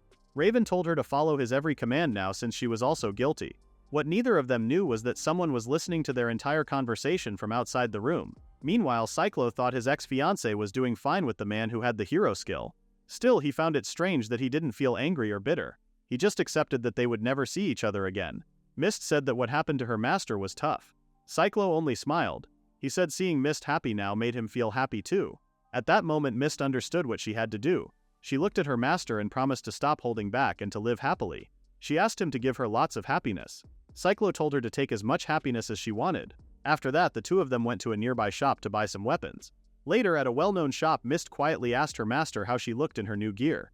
Cyclo blushed when he saw her and almost said she looked cute, but quickly changed what he was going to say. Instead, he told her she looked like a real adventurer. Mist felt happy and relaxed after hearing that. Cyclo then asked how the new staff felt. Mist said she thought she could use both magic and staff moves with it. Nearby, the old tailor watched them with a smile. A shop worker noticed and said the tailor looked cheerful. The old man agreed and said he was. The worker added that the tailor used to admire adventurers when he was younger. The tailor explained that he dreamed of becoming one when he was a child but gave up after getting a tailor-related job skill. Cyclo felt like he could relate. Before they left, the old man wished them well on their adventure and asked them to enjoy it for his sake too. Outside, Mist said the old master looked a bit lonely, and Cyclo agreed. He said that even if someone's job skill let them do great things, not reaching their original dream could still feel sad. Mist then asked if Cyclo had a dream too. Cyclo smiled and said he would only share it if it ever had a chance to come true. Later at the Adventurers Guild, Cyclo and Mist arrived. Cyclo said he wanted to register Mist as an adventurer. Mist looked nervous. They were given a form to fill out. Cyclo stopped when he reached the part asking about skills. When the receptionist read the form, she saw that Mist was listed as a slave and had the heretic skill. She was so surprised that she spoke out loud. Everyone nearby turned to stare at Mist. She could feel their eyes on her. They were shocked that a young girl had such a dangerous-sounding skill. Some even said they wouldn't go near her. Suddenly, someone in the crowd asked angrily if she was really a heretic. A man with long hair wearing armor and holding a spear stepped forward and glared at them. Cyclo asked who he was and what he wanted with Mist. The man got upset and called Cyclo rude for not recognizing the emblem on his chest. Cyclo replied that he had never seen it before but still confirmed that Mist's skill was indeed heretic. The man realized Cyclo must be from the countryside and told him to come outside so he could teach him a lesson. Cyclo agreed to fight. Just then, the guildmaster showed up and said he would take charge of the duel. Cyclo wondered if he was going to stop it, but the guildmaster said he only wanted to settle things properly with an official duel like high-ranked adventurers should. The long-haired man seemed interested. He told Cyclo to follow him to the training grounds and called him a country bumpkin. He thought Cyclo looked weak and was probably only strong enough to be a C rank at most. He planned to embarrass Cyclo in front of the other adventurers. Cyclo asked who the man even was, since he acted like he was famous. The guildmaster then introduced him as Reinhardt the Flash Saint. He explained that Reinhardt had a job skill called Lance Saint, was a holy knight of the church, and was an S-ranked adventurer. The guildmaster also said Reinhardt had just come back from a long journey, so it wasn't strange that Cyclo hadn't heard of him before. Cyclo finally understood why Reinhardt didn't like his heretic skill. He was a holy knight of the church. Then he noticed Mist looking worried. He smiled at her and promised that he would win. Mist looked relieved and said she believed in him. Later at the training grounds, Cyclo stood ready to face Reinhardt. The other adventurers whispered that Cyclo was being reckless and expected him to lose right away. Many women cheered for Reinhardt. Meanwhile, a hooded woman in the crowd stayed silent and just watched as everything unfolded. Reinhardt complained about how late Cyclo was, calling him a country bumpkin. Cyclo admitted it was true. The guildmaster explained that the duel would only end when someone gave up or couldn't fight anymore. If Reinhardt won, Cyclo could register as an adventurer, but he wouldn't be treated as a real person. Cyclo replied that if he won, Reinhardt should stay away from Mist. The guildmaster started the duel. Reinhardt quickly attacked with a series of fast spear thrusts. He was sure Cyclo couldn't dodge them, but since it was a duel, he aimed away from the vital spots. Cyclo calmly avoided every attack and pulled out his clock sword. He stepped in close and sliced Reinhardt's spear with ease, as if it were nothing. Reinhardt was shocked to see his broken weapon. Cyclo said the fight was over, then kicked Reinhardt in the chest. The kick was so strong it broke his chest armor and sent him flying into a wall. He passed out on the spot. The nearby adventurers watched in shock. The guildmaster announced Cyclo as the winner. The adventurers were confused. They hadn't even seen Cyclo move. They now understood how strong he really was. Mist ran over to him. Cyclo said he kept his promise and won. Mist praised him. The guildmaster also praised Cyclo, saying he hoped no one would ever try to mess with Cyclo or his party again just because they were skilled. Then the guildmaster made a surprising announcement. Cyclo had become the first adventurer in history to reach and return from the deepest part of the deep hole. He declared Cyclo an SSS rank adventurer. Everyone was shocked that such a legendary rank really existed.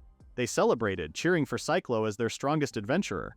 Cyclo thought the guildmaster might have set up the duel just to make this announcement.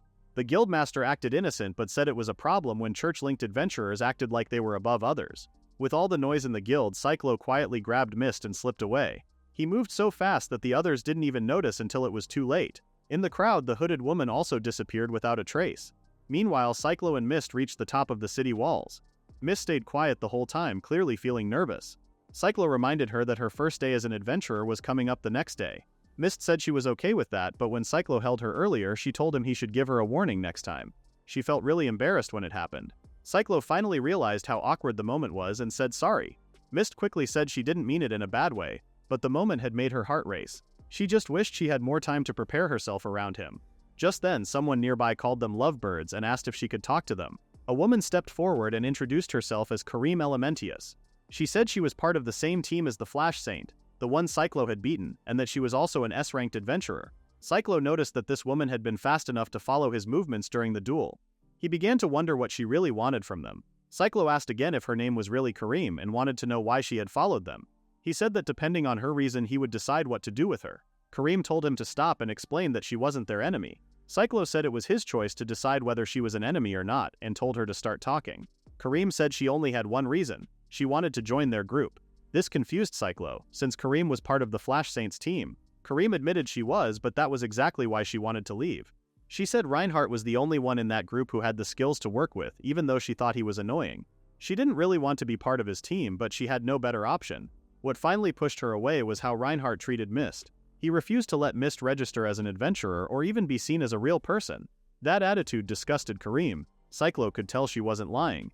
Then Kareem revealed she had a unique job skill that was difficult to explain. Because of that, she couldn't stand people who judged others based on their skills. Watching Cyclo knock out Reinhardt made her feel relieved and satisfied. Cyclo was happy for her and was about to leave, but Kareem stopped him. She said she wasn't just thanking him, she also admired how he thought and how strong he was. She wanted to join him for her own reasons too. When Cyclo asked what those reasons were, Kareem acted playfully and said they could talk about it the next day at the guild, especially since Mist hadn't finished registering yet. Cyclo agreed and Kareem left, saying she would be waiting for his answer. After that, Cyclo asked Mist what was bothering her. Mist said it was because Kareem had called her by her name instead of heretic. Cyclo agreed that Kareem didn't seem like a bad person after all. The next day, the receptionist said sorry for what had happened before. She had spoken too loudly, which caused the trouble. She said she was ready to accept any punishment Cyclo thought was fair. Cyclo looked to Mist. Mist said she wasn't upset because her master had protected her. The receptionist thanked them for forgiving her. Cyclo then asked if they could borrow a room to talk. But before the receptionist could answer, they saw Kareem already on the second floor.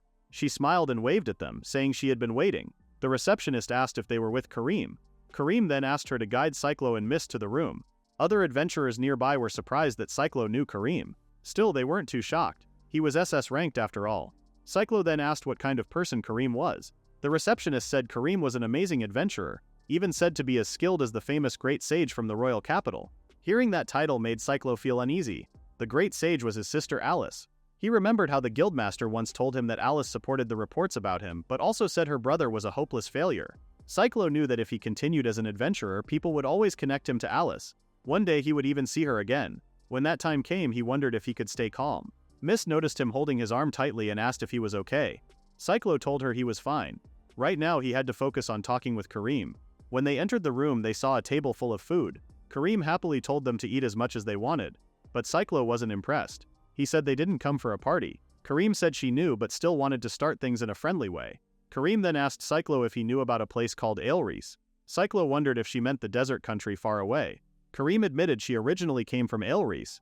Because of her family tradition, she had traveled here to become an adventurer. Cyclo then asked if this tradition was the goal she had mentioned the day before. Kareem felt happy that he remembered. Cyclo said she had made it sound very important.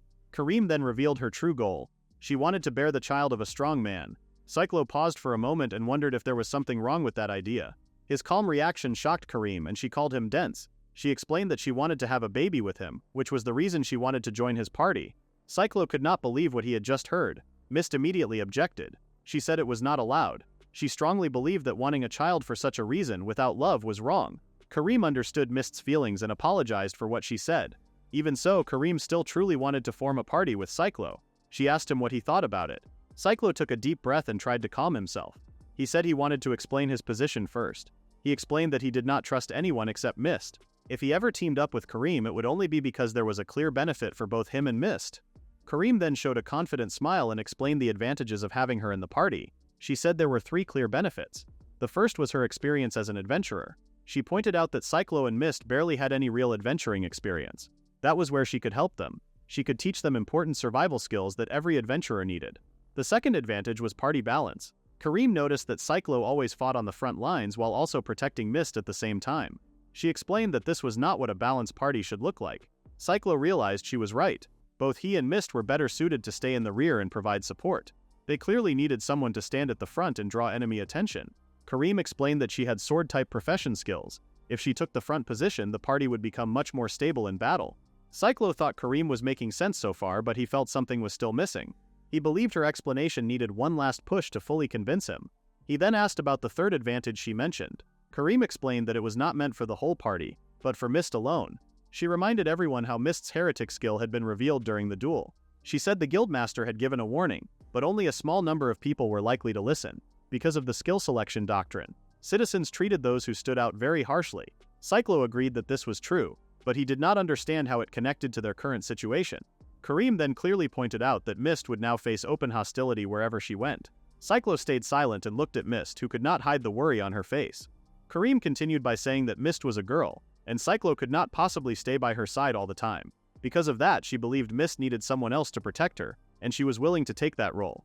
Cyclo said that this would only make sense if Kareem was truly trustworthy as a bodyguard. Kareem earnestly pleaded with him and said she truly wanted to protect Mist. She explained that judging someone just because of their skill felt wrong to her and she could not accept that kind of thinking. Cyclo and Mist were both surprised by her words. Mist then told her master that she believed it was fine to trust Kareem. Cyclo asked if she was truly sure, since he remembered that Mist had once been afraid of other people. Mist explained that even though she was a heretic, she still wanted to believe in someone who showed her kindness. She said that because Cyclo had treated her so kindly, she had learned to feel the same way toward others. Cyclo became flustered and awkwardly agreed with her. Kareem felt relieved that things seemed settled. However, Cyclo admitted that he still did not fully trust Kareem. Because of that, he decided to test her. He said he wanted her to fight him and prove that she was strong enough to become his teammate. Kareem broke into a cold sweat and admitted that she would not be able to defeat him, even if he put it that way. Cyclo said he already knew that and only wanted to see how well she could hold her ground against him. He expected strength worthy of someone close to S rank. Kareem replied that she would do her best. Later in the Lord's mansion, Cyclo kept himself busy by drawing drafts of clocks once again. He focused on the papers in front of him and felt satisfied with his progress. His hands moved with care as he refined each sketch. It had been a long time since he had felt this calm and focused. Mist entered the room and gently reminded him to take a break. She placed a hot drink on his table and watched his work with interest. Cyclo explained that he had been creating designs for a magical device. He was working on detailed plans for a new magic tool that had never been made before. Mist felt amazed when she realized he was designing a magic tool on his own. Cyclo felt proud as he remembered being called a genius when he was young. For the first time in many years, he fully lost himself in his work and truly enjoyed the process. He explained that the blueprint was for something he called a gun. He described it as a magic tool that used the power of an explosion to send a piece of metal flying at very high speed. Even someone with little training could create power close to a simple spell, and the attack was hard to avoid. Over time, as fighters with greater combat skills appeared, the weapon became useless and outdated. Still, if he could rebuild it with magic, the result would be very different. Cyclo then activated his clock generation skill and created the needed gears. Mist watched closely and held her breath as he carefully assembled the parts. Before long, Cyclo completed his own version of the gun. He named it Mistiltine, an anti-monster weapon enhanced by his clockmaker skill. The weapon was made from an orichalcum alloy. It could fire normal ammunition as well as magic bullets. Its bullet speed far surpassed that of existing firearms. With power close to advanced magic, it could fight monsters found deep within the deep hole. Mist looked blank for a moment. Cyclo noticed her reaction and wondered what was wrong. Mist then asked if he had just created a magic tool from nothing. Cyclo calmly confirmed that he had. Mist asked if it happened instantly. Cyclo explained that he only needed the blueprints to be clear and fixed inside his mind. Mist suddenly grabbed his hand and showed her excitement. She spoke with strong admiration and praised him for being incredible. She believed his power was on the same level as a god. She warned him not to reveal such abilities to strangers, knowing how dangerous it could be. Cyclo said he understood and returned to his work for one final effort. Mist reminded him not to stay awake too late. She quietly watched him continue working, smiling as she stood nearby. She remembered asking him before if he also had dreams of his own. Cyclo had told her that he would share them once they were close to becoming real. Hearing this made her happy, and she hoped he would tell her again someday. Cyclo agreed and gently patted her head. Mist felt at ease and smiled softly. She then excused herself and wished him a good night. Cyclo drank the cup she had prepared before finally going to bed. The next day at the Adventurers Guild training ground, Kareem kept teasing Cyclo about the dark circles under his eyes. She assumed he had not slept well and grew excited, acting like a child before a school trip. Cyclo followed behind her and told her to stop. Kareem said she would not go easy on him just because he lacked sleep. Cyclo told her to fight seriously. Both of them stood at the center of the training ground. Kareem drew her sword. Cyclo pulled out his gun and fired several shots, one after another. Kareem ran across the field and avoided the bullets as she moved. She could not believe he was treating the fight lightly by using a long-range weapon like this. From the side, Mist watched the battle closely. She remembered her master explaining that the Mistiltine created for this fight had its power carefully adjusted. For S-ranked level adventurers, the real test was whether they could dodge the bullets or not. When the critical moment arrived, he would be depending on her healing magic. Mist silently prayed that both her master and Kareem would come out of the fight safely in the end. Cyclo did not stop firing as he moved across the training field. At the same time, Kareem kept dodging every bullet with ease. He assumed she was reading his aim, his body movement, and even the angle of his gun. He then realized her skill went far beyond what he had imagined. Because of that, he calmly added a second gun. Kareem was shocked by the sudden change. Cyclo noticed her reaction and wondered what was wrong. Kareem felt the fight had turned unfair with 2 guns in play. Even so, she continued to avoid the non-stop rain of bullets, though she knew she would soon be pushed into a corner. With normal guns, she could wait until the bullets ran out and then move in close. However, Cyclo's weapons were created through his own skill and they would never run dry. With no other choice, she decided to risk everything on a single move. She chose to close the distance at once and rush straight toward Cyclo. Both Cyclo and Mist were caught off guard by her sudden charge. Cyclo wondered what she was planning and assumed she had finally lost control. He switched to different bullets and kept firing while daring her to come closer. The bullets locked onto Kareem as they flew toward her. Even then, she showed no fear. She moved with confidence and sliced the bullets cleanly in half as they came at her. Cyclo was stunned by what he saw. The moment he lost focus, Kareem used the opening to strike. The sound of metal being hit rang through the field. Mist turned away and covered her eyes. Kareem's cape fell to the ground. Kareem quickly realized her attack had failed. Her sword had become stuck in one of Cyclo's guns, while the other gun was aimed at her head.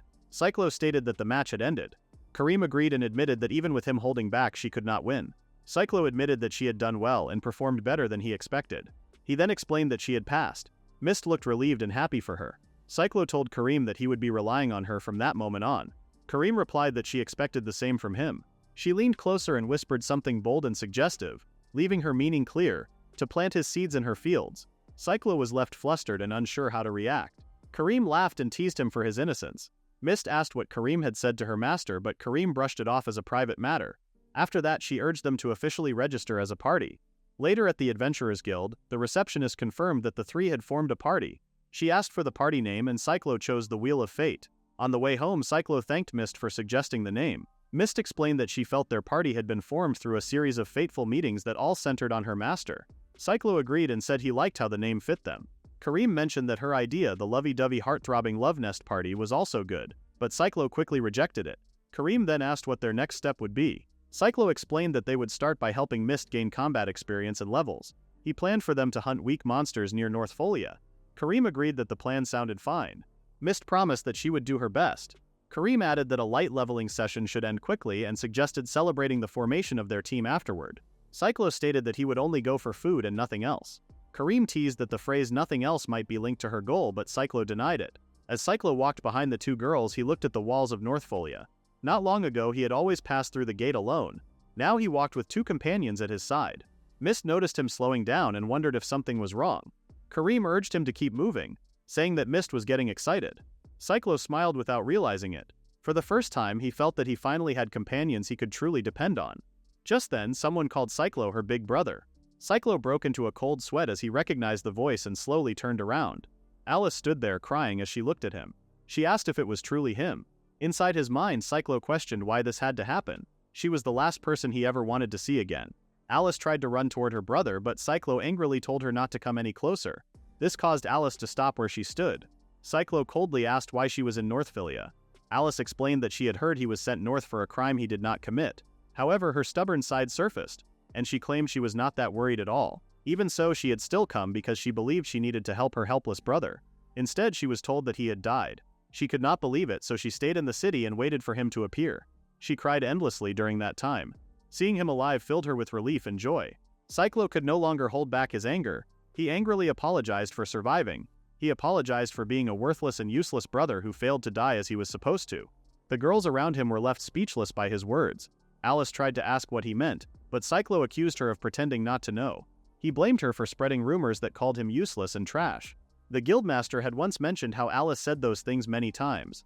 Because of that, it became common knowledge among adventurers that the great sage Alice had a useless and trash brother. Cyclo could never forget those words, even after being abused by adventurers and thrown into the deep hole. At that moment in the past, he realized that even his own family had betrayed him. Alice asked in worry what he was talking about, as she had never done such a thing. Cyclo told her not to come any closer. He claimed that just seeing her face made him feel sick. His words shattered Alice and caused her to fall to her knees. She cried and asked why this was happening. She looked like a helpless child crying on the ground as Cyclo turned his back on her. Mist then noticed Cyclo's face filled with pain and Alice was crying like a child. Mist did not understand what had happened, but even so, no matter what choices her master made, she decided she would always stand by his side. In the end, Cyclo and the girls left the city together.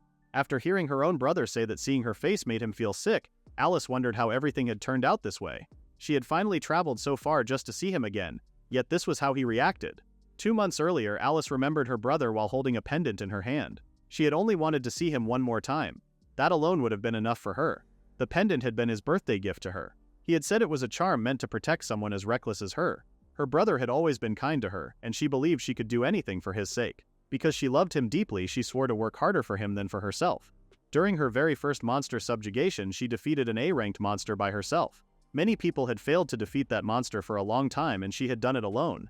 The guild expected such a result from the sage. Alice treated it as nothing important and asked the guild to send half of the reward to her brother as support money. The staff reacted in shock, saying it was a huge amount and that it was earned through her own effort. Alice said it did not matter to her. She explained that her brother was stuck with a useless job skill, and if she did not push herself, he would not be able to survive. The guild staff understood that her brother had a job skill, yet still needed help from his sister. They found it strange and assumed her brother must be weak and unreliable. After that, Alice's reputation continued to grow. She was praised wherever she went for defeating powerful monsters. Each time she downplayed her achievements and calmly explained that she was only working so hard because her brother had a failed skill. Because of her words, others began to assume that her brother was far less capable than she was. As time passed, bad rumors about Cyclo slowly began to spread. Back in the present, Alice still did not understand why she had been hated. She wondered if she had done something wrong to him. She felt that she needed to apologize to fix things. However, she did not even know how to begin. In the end, she knelt on the ground and watched her brother walk away. Cyclo looked back at her once more with concern, then continued walking. Kareem asked what they should do next. Cyclo replied that nothing had changed and that they would train their party coordination nearby as planned. He told them to keep moving. Kareem still looked uneasy, but she agreed. The trio soon reached the nearby plains. Kareem switched into teacher mode as her beginner adventuring class was about to start. She asked the two if they noticed anything about their surroundings. They said it looked like a normal meadow. Kareem confirmed that this was useful information. If the area was just a plain meadow and there were no game trails, then there were likely no large monsters nearby. Still, she warned them not to ignore small animals. She picked up a stone and threw it, knocking out a nearby rabbit. She explained that it could be used as food or as bait to attract monsters. Mist said she understood. Cyclo, noticing something else, assumed Mist had seen it too. Kareem asked what he meant. Cyclo then took out his gun and fired a shot. The bullet flew toward a snake and struck it. Both Kareem and Mist were shocked. Cyclo said the snake had been creeping closer, trying to ambush them. Kareem could not believe how quickly he had started acting proud. She said it was useful, but she banned the use of skills for this training. She told them she would watch from a distance and ordered the two to hunt and take down an animal on their own. She added that if Cyclo failed, he would be stuck with her for extra hot, steamy lessons. Cyclo grew uneasy, sensing that she was serious. As the two left to do their task, Mist asked her master with worry if the person from earlier was truly his younger sister. She wanted to know what had happened before. Cyclo agreed to share because Mist had already sworn to stand on his side. Since she believed him, he felt he could tell her the truth. He explained that it happened shortly before he met Mist. He had been falsely accused, marked as a criminal slave, and sent to North Folia for forced labor. At that time, Alice had already become a well-known adventurer. She went around telling others that he was useless and worthless. Because her words came from a sage, people stopped seeing him as a person. They treated him like trash and eventually threw him into the abyss of the deep hole. Mist felt sad after hearing what happened to him. Cyclo admitted that the adventurers were the ones who harmed him, but even if it was indirect, he believed Alice was the one who pushed him toward that fate. As he fell, he remembered seeing Alice's cold stare. He wanted to ask why she did that to him when they were family. Because of this, he never wanted to see her again if he could avoid it. Mist then asked if he truly never wanted to forgive her or make peace with his sister. Cyclo thought deeply about her words. He believed he knew what he wanted and what he expected from his sister. Yet his mind was filled with one memory. He remembered her crying face as she tried to reach out to him. He apologized to Mist and admitted that he did not even understand what he wanted anymore. Mist reached for his hand and let him know that it was fine to take his time. She suggested that he think carefully and decide later. She asked him not to make choices based only on anger and grief. She reminded him that he was the one who taught her that lesson. She swore to stay by his side no matter what he decided. She then realized how close she was to him and said that was all she wanted to share. She urged him to keep moving since Kareem was waiting. In both his heart and mind, Cyclo wanted to thank her. He truly needed her support. Because of that, he felt the need to confirm something within himself. The trio then moved deeper into the forest. Kareem suggested searching the area one by one and told Mist to go first. Mist promised to do her best. Kareem felt glad to see her full of energy, but she wondered why Cyclo was standing behind her with his gun aimed straight at her back. She asked if he would mind telling her what was really going on. Cyclo said he only wanted to properly ask what she had been planning when she approached them. Kareem said she had already explained that she had fallen for him and wanted to protect someone like Mist. Cyclo admitted that those words were not lies. Still, he remembered that she had another reason for teaming up with them. He told her to speak clearly, since he was ready to pull the trigger at any time. Kareem finally understood why Cyclo had agreed to let her join his party. He wanted to learn her true goal. She asked if he truly could not trust her at all. Cyclo said he did not trust anyone except Mist. Kareem could not believe he was acting as if he had uncovered some great truth, then called it common sense to never trust strangers. She knew that no one was fully trustworthy, yet people still moved forward, weighing risk and reward just to keep living. She told him not to act as if he were the only special case. She thought he had grown up without learning how to doubt others, and all she saw was a spoiled, empty-minded kid sulking. Cyclo told her to shut up. In his mind, he wanted to say she was wrong. Still, he wondered why he could not say it out loud. He had already sworn to take revenge on the entire world. That vow was his resolve. It was all he had, and he only knew how to live the way he always had. Kareem then said that was exactly why she supported him. Cyclo looked confused. She said he was just a foolish kid who had suddenly gained great power, and because of that, there were things only someone like him could do. That was what she believed. Cyclo quietly removed his finger from the trigger. Kareem said she did not care if he killed her one day. However, she wanted him to promise one thing. She asked him to break the world where skills twisted people's will, desires, and lives. She wanted a world where people could chase their dreams honestly. If he could promise that, she would not mind dying by his hand someday. Cyclo was shocked and placed his gun back into storage. He said being forced into such a promise would only bring trouble. Then he walked away. Kareem asked if that was truly how he felt. Cyclo only scratched his head and said nothing more. Mist finally returned with an unfamiliar animal, and Kareem confirmed that she had passed. She then told Cyclo to go next, and he left right away. Mist wished him well as she watched him run off. As Cyclo disappeared, Kareem quietly whispered to herself, both thanking and apologizing to him. Mist heard this and looked confused. Kareem then stated that Cyclo was truly the man she wanted to peg. Mist asked if something had happened while she was gone. At the same time, Cyclo reached a nearby river and washed his face. He realized that Mist had noticed his condition and had been worried about him. He also understood that Kareem had seen through his thoughts and feelings. At that moment, he felt how weak and pitiful he really was. He believed that he only had power because he happened to gain it by chance. Still, he decided to keep believing for a while longer. Soon after, he returned to the girls with a rabbit he had hunted. For now, he chose to trust the wheel of fate and the allies around him. Kareem then told everyone that it was time for the final live practice of the day. She explained that she and Cyclo would keep the monster busy while Mist finished it off. This plan would allow them to test their teamwork and help Mist level up at the same time. The younger members understood the plan clearly. It did not take long for them to find a target, and it was a dangerous one. They discovered a horned bear feeding on a smaller animal. Kareem checked if they were ready, and the other two confirmed it. With a single step, Kareem quickly closed the distance and slashed the monster's back. The beast roared in pain, turned toward them, and began to fight back. While keeping the monster distracted, Kareem told Cyclo that she was counting on him. Cyclo showed his confidence and moved into position behind the monster. He began firing his shots but lowered the power of his weapon on purpose. Kareem also appeared to be holding back. Quietly, Cyclo hoped for Mist's success. Mist finally completed her chant and signaled the others to retreat so she could release her attack. She then cast a magic spell called Heavy Silence. The massive monster froze in shock and took the full force of the spell. The hit was direct and powerful, sending the monster flying into a rock wall. Mist looked completely drained after the attack. Cyclo wondered if it had worked. Moments later, the monster's arm dropped lifelessly. Mist suddenly felt strong emotions rising inside her. Cyclo was overjoyed and hugged her, praising her for leveling up so quickly. Mist felt embarrassed by the hug and tried to pull away. Kareem watched the two and could not believe how gentle and close they were. She then noticed movement in the bushes nearby, but the figure quickly hid.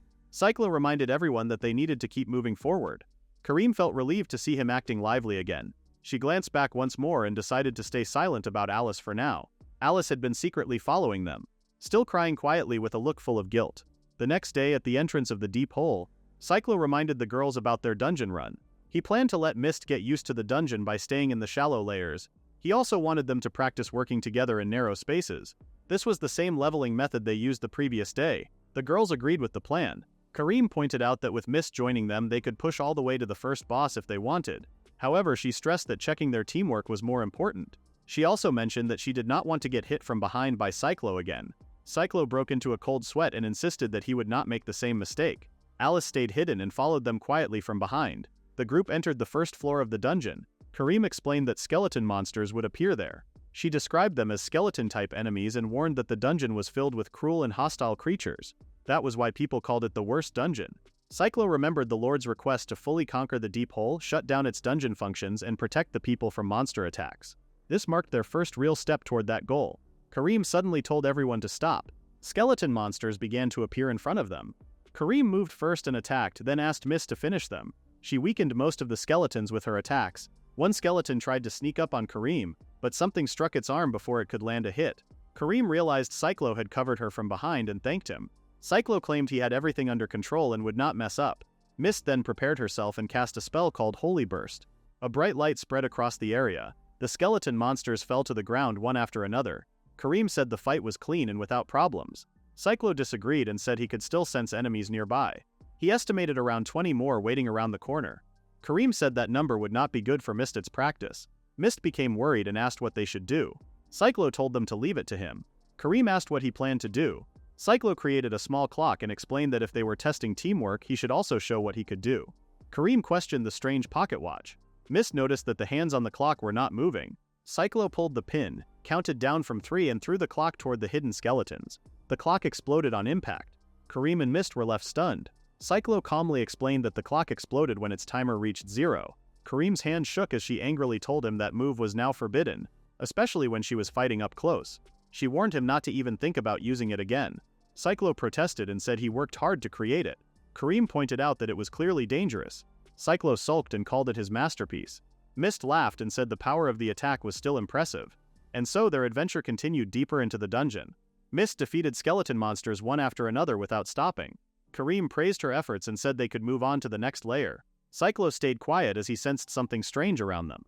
The three of them entered the next layer, and Mist felt amazed when she saw a wide underground lake. She could not believe that a place like this existed inside a dungeon. Kareem explained that this was where the deep hole truly began, since the monsters became more dangerous and the ground became harder to cross. She warned Mist to be careful with every step because one mistake could send her falling into the abyss and lead to death. Mist felt fear rise in her chest, and Cyclo reassured her that he would catch her if anything went wrong. More importantly, he felt the need to tell them something serious. Kareem asked what was troubling him. Cyclo explained that someone had been following them since the first floor. Mist became nervous and wondered if it was a monster. Kareem quickly pointed out that monsters usually stayed in their own areas, so the follower was likely a person. Cyclo agreed and felt that this person was not ordinary, since they always stayed far enough away to avoid being noticed. Kareem could only think of one specific girl. She said that as long as Cyclo was with them, they would be fine. Cyclo told them to leave the matter to him. The trio continued going deeper into the dungeon, passing by the bodies of fallen people along the way. Cyclo noticed that the path looked different from the one he remembered when he climbed out before. Kareem reminded him that dungeons were living places that could change their shape. She then asked what he meant by climbing out. Cyclo explained that something happened in the past, and he was thrown into the abyss, falling straight into the middle layers. Kareem felt shocked and could not believe that he survived such a fall. Cyclo explained that he was lucky, as thick spiderwebs broke his fall like nets and saved his life. As they moved forward, Cyclo quietly used his clock sense and detected a bat monster nearby. Without alerting the others, he disturbed the creature on purpose. He decided that this was the right moment to train Mist on how to deal with sudden ambushes. The bat monster then tried to attack the group. At that moment, Alice's voice rang out and warned her brother to be careful. The bat monster was defeated at once while it was still above their heads. Cyclo looked at his sister when he saw her appear. Alice said it was only a coincidence that they met inside the dungeon. Cyclo did not believe her and felt angry about why she was there. Alice said she was just passing by and felt relieved that she could protect him. Since he had told her to stay away from him, she apologized and stepped back. Cyclo let out a sigh and wondered what she was even trying to do. Alice returned to hiding. Kareem asked if Cyclo was truly fine with his sister following them around like this. Cyclo suggested that they should continue their training instead. As more monsters appeared, Alice kept coming out of her hiding place and killing them to protect Cyclo. Cyclo glared at her each time she showed herself. Alice said it was another random coincidence and tried to leave again. Cyclo told her to wait. Alice thought she was about to be praised and looked hopeful. Instead, Cyclo asked what she thought she was doing. He explained that they were practicing how to deal with ambushes, but Alice was killing everything on her own and ruining the training. Alice began crying and said she only wanted to make up with him. Cyclo told her to stop getting in his way and called her a nuisance. Alice kept crying and apologizing again and again. She said she was truly sorry and returned to hiding once more. Cyclo felt a headache coming on. Mist felt worried about him. After watching the siblings, Kareem realized that the younger sister was taking the situation much harder than expected. There was no way to tell what she might do next. Alice wandered off by herself. When monsters tried to ambush her, she easily burned them into ashes. She finally understood that her older brother truly hated her now. She wondered how she could make him forgive her and how she could see him smile like he used to. She stopped when she reached a cliff and noticed the deep abyss below. She realized she could fall into it as well. By doing that, she thought she might understand her brother better. As she stared down, she hallucinated and saw her brother at the bottom, reaching his hand toward her. He called for her to join him. Alice did not hesitate and ran forward, shouting her love for her brother. She fell from the cliff and promised to do her best. A while earlier, the others took a short break. Mist asked her master with worry if he was all right. Cyclo assured her that he was fine and suggested that they continue their training. Kareem then asked if he truly felt fine leaving his little sister like that. Cyclo grew angry and asked what she meant by it. Kareem explained that she was not trying to interfere or force him to fix things with her. However, she had noticed how cornered Alice looked and there was no way to know what she might do next.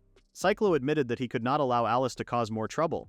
He then suggested that they follow her since she might be planning something. Kareem had not meant it that way at first, but she accepted this idea and agreed to move in that direction. As they traced the path back, they noticed a tall hat lying along the way. Cyclo recognized it as Alice's and immediately ran ahead, leaving the others behind. While running, he remembered a time from their childhood. Alice had been crying without saying a word.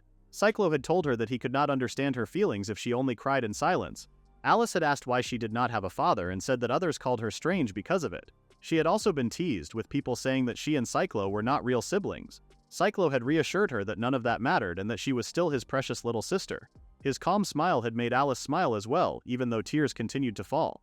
Cyclo wondered when he had forgotten those feelings. No matter what happened, Alice was still his family. He then noticed his little sister walking toward the edge of a cliff with an empty look on her face. He called out to her, but she could no longer hear him. She only whispered that she loved him. She then jumped off the edge. Cyclo shouted her name and formed a clock that worked like a grappling hook gun. He fired it as he leaped after her.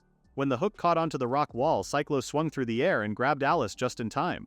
Alice looked shocked and confused. She clung to her brother and asked why he had saved her. Cyclo warned her not to harm herself and told her to stay quiet. Alice stopped speaking and held on to him even tighter. As the two returned to the edge, Mist and Kareem ran toward them. Mist felt relieved when she saw that both of them were safe. Cyclo assured her that nothing was wrong. Alice stood there without knowing what to say. Cyclo clenched his teeth and grabbed her shoulders with force. He angrily asked why she would do something like jumping off a cliff. He said it was no different from suicide and questioned if she even understood that she could have died. Alice cried out that she did it because she had done something terrible to him. She believed that if she went through the same pain, he might forgive her. Cyclo felt shocked by her words. Alice said that if she could not even do that, then her dear big brother would hate her. Cyclo suddenly pulled her into a tight hug. Alice asked what was wrong, confused by his reaction. Cyclo asked what she truly meant by those words. He said that while he could not forgive her yet, he did not hate her enough to wish her dead. He stated that they were family, and her dying like that would never be acceptable. Alice cried quietly against her brother's shoulder. Cyclo told her to wait for him. He said that was all he needed and that he would handle everything himself. Alice asked if waiting meant he might forgive her someday, and if he would come back for her. Cyclo promised that he would because he wanted that future as well. Alice cried again, this time with relief and happiness. Kareem and Mist did not interfere.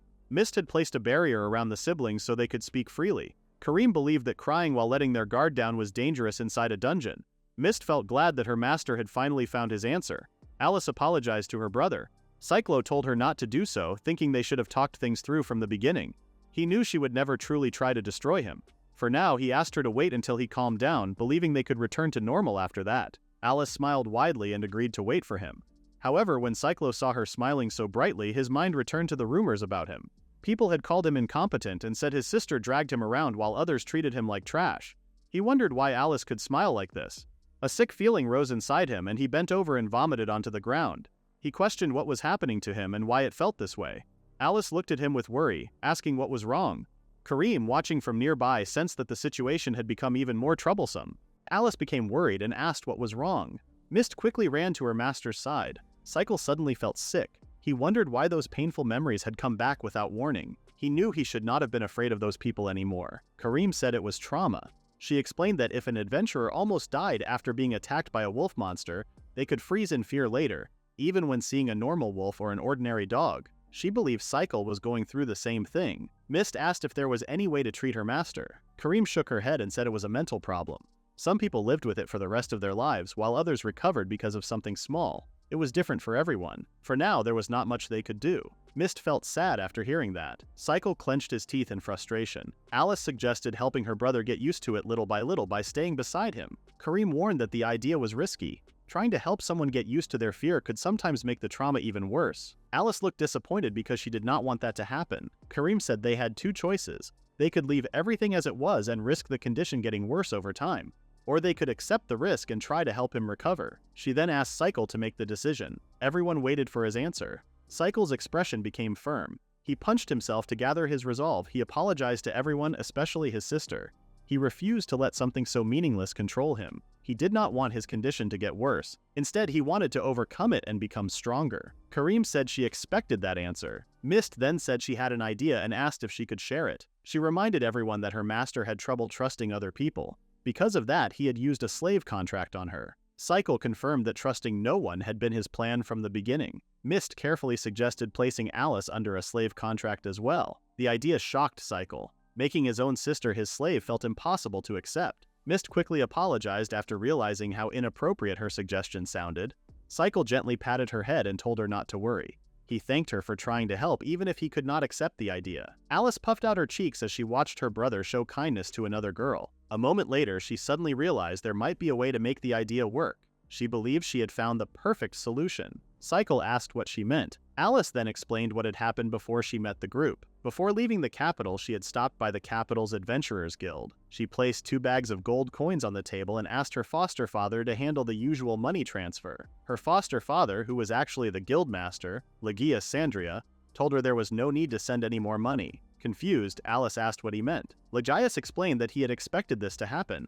He said her older brother had been sent to Northolia as a criminal slave. Alice was shocked by the news. Legias then claimed that her brother had been identified as the person behind a series of assault cases. Alice immediately rejected the accusation. She knew her older brother would never commit such crimes. The guildmaster reminded her that she had often called her brother incompetent and useless. Alice admitted she had said those things before but insisted they were never true. Legias then walked to a bookshelf and pulled out a large book. He said he had something important to show her and told her to open it. Alice was confused, but she did as he asked. To her surprise, the book was actually a hidden key case. Legias pressed a secret button behind the books. The bookshelf slowly slid aside and revealed a decorated door. He proudly explained that the son of the craftsman's guildmaster had made it as a special order just for her. He encouraged her to unlock it. Instead of using the key, Alice threw it aside and broke the lock with her magic. When she opened the door, she froze. Inside was a huge pile of familiar bags. She quickly realized they were all the bags of gold coins that were supposed to have been sent to her brother. She stood there without saying a word before glaring at Legias in anger. The guildmaster calmly admitted the truth. The money Alice believed she had been sending to her brother had never left the guild. He had secretly stored every bag in the hidden room because he believed it was better to keep the money away from someone he thought was destined to become a criminal. For the past 2 years, Alice had fought alone and gave everything she had. She accepted dangerous but well-paying missions to support her older brother. People admired how the sage defeated A-rank monsters by herself. If she worked with a team, her reward became much smaller. No matter how difficult the mission was, she kept going because she believed it was all for her brother. Then the man standing in front of her ruined everything she had worked so hard for. Alice could not hold back her anger any longer. She released a powerful fire spell called Prominence Nova, causing a huge explosion inside the guildmaster's office. The loud blast shocked the people in the capital. Many feared that the Demon King had launched an attack. They quickly realized the explosion came from the Adventurers Guild instead. When they rushed inside, they found the guildmaster badly injured and immediately called for a healer. Looking at his face, it seemed someone had hit him with incredible force. After that, Alice got on a horse and rode north. She was determined to save her older brother. Back in the present, Alice casually explained everything that had happened in the capital. She believed there was an easy solution. If her older brother arrested her as a criminal slave, then the problem would be solved. Kareem and Mist were left speechless. Cyclo, however, could no longer hide his anger. He called out to Alice in a cold voice. The moment she heard him, her whole body stiffened because she knew her older brother was truly upset. Cyclo shouted at the top of his lungs and called her an absolute idiot. He said that blowing up the guildmaster's office was a serious crime. He could not understand why she acted as if it was no big deal. Alice defended herself by saying she had worked so hard for him, only for that man to ruin everything. Cyclo replied that causing an explosion was far too much. He said she should have stopped after punching the guildmaster once. Kareem quickly reminded him that punching someone was still assault. Cyclo let out a sigh. He decided that Alice could not be allowed to wander around freely anymore. He would personally take custody of her. After hearing that, Kareem remembered that Cyclo had connections with the Margrave. Alice smiled proudly after hearing that her older brother had someone important to rely on. Kareem suggested leaving all the paperwork to the Margrave. Cyclo agreed and said the nobleman could handle that part. Mist stayed silent. She never expected the situation to grow into something this serious. Later, at the Margrave's manor, the Margrave suddenly felt a headache coming on. He could not believe that the person behind the bombing at the Capital's Guild was actually Alice. To make things even more shocking, she was Cyclo's real younger sister. Now, Cyclo wanted to take her into custody as a criminal slave. Cyclo confirmed that was his plan and asked if the Margrave could handle the process. The Margrave asked what a lord was supposed to think when an SSS-ranked adventurer asked for a favor like this. Cyclo admitted that he had no idea. The Margrave said he always had to think about the possible costs. His mind constantly filled with the worst possible situations, and he never ran out of things to worry about. Oddly enough, he said that was what made every day interesting. Cyclo was happy with the answer and believed the Margrave would take care of everything. Sitting beside Cyclo, Cruz watched him with clear admiration. The Margrave let out a sigh and said they were far from the capital and did not have strong ties to it. Some people might look down on them, but he did not care. Cyclo thanked him for agreeing to help. Later that night, Mist visited her master's room and asked if she could speak with him. Cyclo welcomed her inside. After they sat down, he asked what was troubling her. Mist admitted that she had something important to confess. She revealed that she had always known a way to cure his condition. Cyclo was surprised, but he quickly realized she was talking about regeneration magic. Mist confirmed that he was right. She explained that if she had used the magic before his heart fully healed, everything that had happened since they left the capital might have disappeared. That included all the memories he had made with her. Cyclo stayed quiet as he listened. Mist admitted that she had kept the truth hidden because of her own selfish feelings. She did not want her master to forget her. Overcome with guilt, she lowered her head and cried. She apologized for staying silent for so long. Cyclo gently touched her cheek and smiled. He thanked her for telling him the truth and said she had nothing to apologize for, because they had already made a promise to each other. He promised that he would never forget her because every memory they had shared since meeting was precious to him. He leaned closer until their foreheads touched and asked her to use regeneration magic on him. Mist slowly calmed down. She realized he was not giving her an order. He was sincerely asking for her help. Wanting to repay the trust and kindness he had shown her, Mist accepted his request. She then used regeneration magic on Cyclo. The next morning, Alice went to see her older brother with a smile. Together with Mist and Kareem, she looked at him with concern and asked how she looked. Cyclo stayed silent, keeping his head down as he looked at the floor. Kareem became worried when Cyclo did not answer. Mist also looked worried, even though she trusted her restoration magic. Thankfully, Cyclo smiled as soon as he saw his little sister. He said she had finally returned to the person he remembered. Alice felt happy and hugged her older brother. Cyclo hugged her back and welcomed her into his life again. Kareem called the siblings troublesome, while Mist felt relieved that everything ended well. She was especially happy that her restoration magic had worked. Cyclo also thanked Mist for having the courage to use such powerful magic on him. For a brief moment, he felt as if their souls had connected. The feeling made him want to hold her in his arms, but he quickly pushed the thought away and reminded himself to stay focused. After calming himself, Cyclo told Alice it was time to complete the slave contract. Just then, the usual slave trader entered the room. Alice admitted that she was not happy about becoming a slave, but she accepted it because it was for her older brother. Cyclo quickly explained that the contract was only meant to place her under his protection. The slave trader greeted Cyclo, and Cyclo confirmed that he wanted Alice placed under his care. The slave contract ritual then began. Cyclo placed his hands on the contract and it gave off a bright light. Cruz watched with amazement because it was the first time he had seen a slave contract. The slave trader was also impressed by Cyclo's large amount of mana. Moments later, a slave mark appeared on the back of Alice's neck. She gently touched the mark and quietly accepted that she had finally become her older brother's slave. Cyclo then said he had 2 orders for Alice. Alice swallowed nervously as her older brother gave the first one. He told her to learn some common sense. Alice did not expect that and became upset. She questioned what he meant because she believed she already had common sense. Cyclo explained that people with common sense did not destroy buildings just because they could. Alice could not think of anything to say and only pouted. Cyclo then gave his second order. He told Alice to be more honest. He said it would be both his first and last order for her. Alice's face turned red and she could not find the words to answer him. Kareem thanked both of them for their hard work. Cyclo apologized for making Kareem and Mist wait. Mist said she was happy to see Alice and her brother make up. Alice agreed and said it was only a matter of time before they did. She then admitted that she loved her older brother so much that being treated like his property even felt like a good thing. Everyone immediately fell silent. Alice froze after realizing what she had just admitted. Her face became even redder and she had no idea what to say. She quickly realized that Cyclo's order to be more honest had forced her to speak her true feelings. She found the situation extremely embarrassing. Cruz wondered if the slave contract had some kind of brainwashing effect. The slave trader dismissed the idea and said Alice was only imagining it. Cyclo told his sister to calm down. He reminded her that she already knew he cared about her as well. Alice curled up on the floor and covered her bright red face. She said that was not what embarrassed her. She then admitted that when she said she liked her older brother, she meant that she wanted to marry him. Cyclo was left completely stunned. Mist looked even more shocked, while Kareem quietly found the entire scene interesting. Oh, Sweet Home Alabama. Alice reminded Cyclo that when they were children, he had once told her he would marry her someday. Cyclo quickly reminded her that they were real siblings, so marriage between them was impossible. He also questioned whether he had ever actually said that. Alice asked if the noble law would allow them to marry. Cruz explained that the law only applied to nobles. If Cyclo became a noble by earning great achievements, then marriage between the two of them would be allowed under that law. Alice realized that was the answer. If they conquered the deep hole, Cyclo would become a noble, and she wanted to help him reach that goal. Cyclo replied that it was much harder than she made it sound. He guessed that was one of the reasons she had herself adopted. Alice tried to deny it at first, but she soon admitted that it was half the reason. Cyclo could not believe what he was hearing from his own sister. He even started feeling sorry for the guildmaster in the capital. Alice told him there was no reason to feel sorry for someone she considered a creep.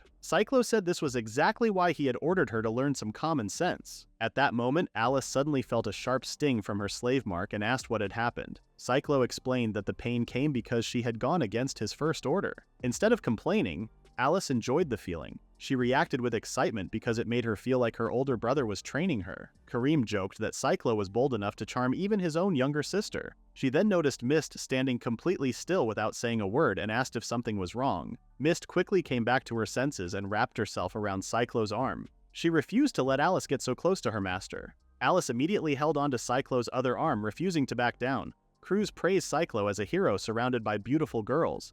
Cyclo simply asked someone to help him. The slave trader remembered the first time Cyclo came looking for a slave. Back then, Cyclo had looked tense and suspicious while asking for someone who was completely bound by slave magic. Now, he looked much calmer than before. The slave trader believed the girls around Cyclo were the reason for that change. Meanwhile, in the capital, Bujin walked through the streets like a famous police officer. Many people admired him because they believed he was a kind and humble noble. They greeted him warmly, and he answered with a smile. As soon as they looked away, his smile disappeared, and his face filled with disgust. In his mind, he complained that there were no decent women left for him to target. He believed he had already ruined the lives of every good woman in the town.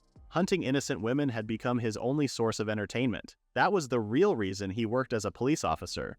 Even though he came from a noble family, wearing the uniform made the townspeople trust him without question. His noble status made them trust him even more. What he enjoyed most was watching a woman's trusting expression turn into complete despair. Being thrown out of his family's home had become the best thing that had ever happened to him. It gave him the freedom to continue destroying innocent lives without anyone stopping him. He briefly thought about the apothecary shop owner. She had been one of his finest targets, but he had grown bored with her and had left the rest to the bandits. He no longer even cared enough to remember her name. Without warning, several knights stopped him during his patrol. They showed him a warrant for his arrest on charges of treason.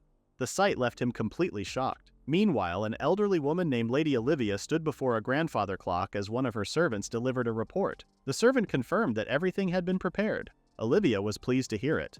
The time had finally come for everyone to face judgment for the crimes they had hidden under the name of Cyclo Owen. Meanwhile, Bujin asked the royal knights why they were accusing him of treason. He thought about all the women he had taken advantage of, but they had all been commoners. He could not understand how that could lead to such a serious crime. He tried asking the knights for an explanation, but they answered by beating him before dragging him away. The nearby citizens gathered to watch, confused by what they saw. They could not believe that someone like Bujin was being treated like a criminal. The knights paused, unsure of what to do next, and looked to their captain for orders. She removed her helmet, revealing that the person beneath the heavy armor was a beautiful woman. The crowd gasped in surprise. The captain announced that this was not a wrongful arrest. She declared that Bujin was being arrested for a series of assaults and disappearances. The citizens struggled to believe her. They remembered hearing that the criminal had been someone named Owen. Bujin wondered where his plan had gone wrong. He had made sure to place all the blame on Cyclo. Now he needed to find a way out. He quickly claimed that the knights had made a mistake. He insisted that the serial attacker had already paid for his crimes and was no longer alive. The captain asked how he knew that. Bujin claimed that a noble had told him. She asked for the noble's name. Without thinking, Bujin answered that it was Raven Crowheart II. He proudly added that Raven was the hero from the famous ducal house. He believed that no one would dare question someone with such a powerful job skill title. The captain glared at him. Suddenly, the chains around Bujin's wrists tightened. He screamed as the metal dug into his arms. The captain could not believe he had dared to drag the hero's name through the mud with his lies. Bujin cried that his arms were being crushed. He glared at the captain and cursed at her. He angrily threatened to turn her into a rag as well. The crowd fell silent in shock. At that moment, the citizens finally realized that Bujin had been the real criminal all along. They also saw what kind of person he truly was. Bujin immediately realized he had made a terrible mistake. The angry crowd rushed toward him, deciding to deal with him themselves. They surrounded him and beat him without holding back. The knights asked their captain if they should stop the citizens. She calmly replied that they would simply report that Bujin had resisted arrest and had been subdued. After the crowd finished beating him, the knights picked up his battered body. The captain looked down at him and mockingly asked if he still wanted to fight. Bujin could only whine helplessly like a child. The captain promised that the interrogation would be far more painful. She revealed that her own sister had been one of his victims. She swore that she would make him confess every crime he had committed, even if she had to turn him into a rag, just as he had done to his victims. Meanwhile, at the royal palace, the servants were happy to see the hero and the saint arriving together. As they walked through the halls, Raven complained about being called to the palace without warning. He thought the king's sudden requests were a huge bother. Maria quietly followed behind him and simply agreed with what he said. Raven found her response dull. Ever since that day, Maria had become completely obedient to him, almost like a puppet. At first he enjoyed it, but now he was starting to lose interest. When they reached the throne room, Raven announced their arrival outside the large doors. The guards did not even greet him, which annoyed him. He silently thought they were being rude. Inside the throne room, the king sat on his throne and explained that he had called the hero and the saint for only one reason. Raven bowed his head and respectfully asked what it was. The king answered that it was about his grandmother. Raven felt confused. The king usually told them they could raise their heads, but this time he did not. The king explained that his grandmother had come from a distant land to marry into the royal family. As a wedding gift, she received a beautiful mechanical clock. It was built with such special craftsmanship that only one person could repair or maintain it. That person was the clockmaker. The moment the king mentioned the clockmaker, Cyclo's face appeared in Maria's mind. The king continued by saying that the clockmaker had later been expelled from the Craftsmen's Guild. Not long after that, he was captured in Northolia as a serial killer. Raven's face turned pale as he realized where the conversation was heading. Maria also broke into a cold sweat. The king revealed that the clockmaker's name was Cyclo Owen. He then asked Raven if the name sounded familiar. Raven flinched and tried to explain as he slowly lifted his head. Before he could speak, the king coldly asked who had given him permission to look up. Raven quickly lowered his head again. The king then said that the kingdom could not risk damaging its relationship with the Church of Skill Selection. Raven agreed because the kingdom was still fighting the neighboring Lustgald Empire in its war against the demons. The king said that this was exactly why they could not ignore people with special skills, even if they treated ordinary citizens cruelly. Raven froze in shock. The king had already discovered the secret games he had been playing with the common people. This time, however, things were different. The king coldly accused Raven of indirectly raising a weapon against the royal family. He explained that the young man Raven had killed was a craftsman the Queen Dowager had depended on. Raven quickly asked the king to wait. Wearing a fake innocent expression, he insisted that a hero like him would never do such a thing. At that moment, he realized how serious the situation had become. He wondered where he had made a mistake. He believed Maria had reported everything he had done. The king decided to show Raven what would have happened if he had not been the hero. Bujin was dragged into the room, badly beaten and barely able to stand. The king asked Raven if he truly did not recognize the man. Raven realized the king had planned to blame his crimes on Bujin and have him executed instead. He believed his hero skill had saved him from that fate. Because of that, he firmly denied knowing Bujin at all. The king then announced Raven's punishment. He declared that he would issue a royal order that suited a hero and would do so in front of everyone. Raven was confused.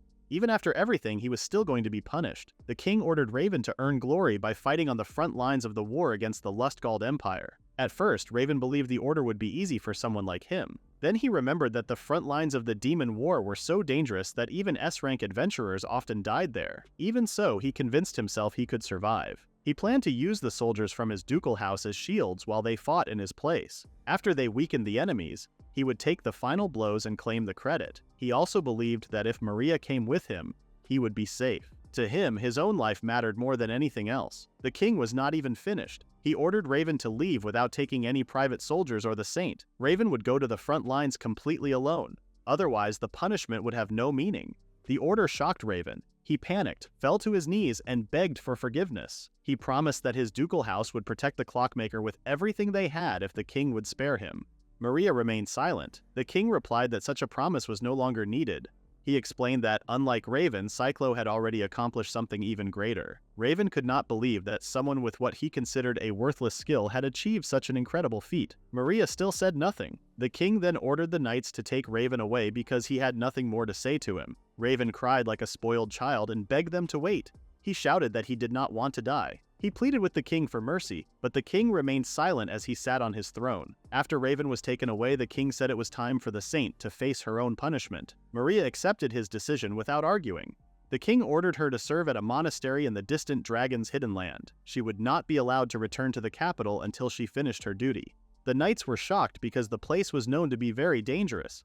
They were even more surprised when they saw Maria smiling. Ever since the day she betrayed Cyclo, Maria had wanted someone to punish her for what she had done. She believed Raven's punishment was not enough. To her, the king's order was the perfect way to make up for her sins. She lifted her head with a relieved smile and accepted the punishment. The king's grandmother, Lady Olivia, soon received a report about everything that had happened. She thanked her maid for bringing the news. She knew Cyclo would finally return. The maid then carefully asked why Lady Olivia cared so much about Cyclo. Olivia explained that Cyclo was as precious to her as her homeland because he was the only person who could repair her mechanical clock. However, that was not the only reason. She believed he was someone who would accomplish great things. The maid thought Cyclo was lucky to have earned the favor of the Grand Empress Dowager. At that moment, another servant rushed into the room with urgent news. He announced that they had finally discovered Cyclo's location. Cyclo had returned from a depth of the deep hole that no one had ever reached before. Because of that achievement, he had been recognized as the legendary Triple S-ranked adventurer. He had also formed a party called Wheel of Fate and was already heading back to the deep hole to conquer it. The maid asked if the report was really true.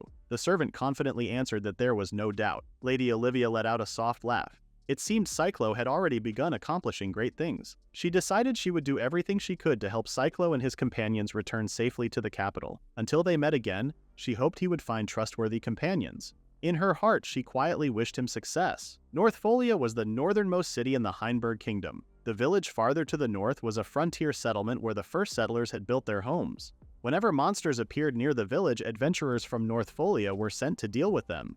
That became the next job for Cyclo and the girls. Mist felt excited because it was the first mission for their party. Alice, looking a little unhappy, claimed she could have handled the job by herself. Cyclo gave her a sharp look. Alice quickly admitted she was happy to be part of the team. Cyclo realized the order that made her be more honest was still affecting her. He remembered that Alice had always worked alone and asked if that had been difficult. Alice said it had been fine, but after reaching S rank, many nobles and members of the royal family started hiring her. Her job skill Sage allowed her to use all 6 elements of magic. Most of her spells focused on attacking, but she could also combine elements to create barriers, cast healing spells, and perform many other types of magic. She admitted she was not as skilled at healing as Mist, so she usually depended on potions. She showed the group several bottles. Cyclo was surprised because they were top-grade potions. Alice explained that a sage could also use alchemy. However, it was rare to find a sage who could master all of those abilities. Feeling proud, she confidently told everyone to leave all item crafting to her.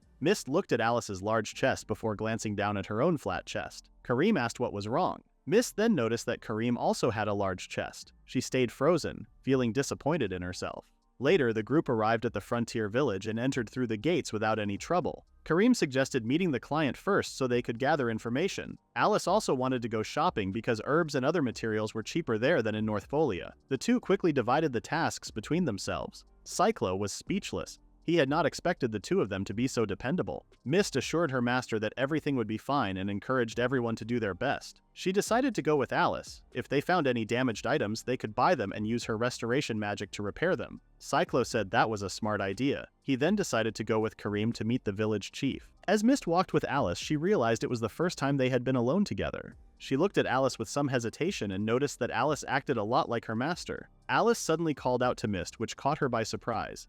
Mist quickly thanked Alice for healing her older brother's heart. She became embarrassed and said it had been the only thing she could do.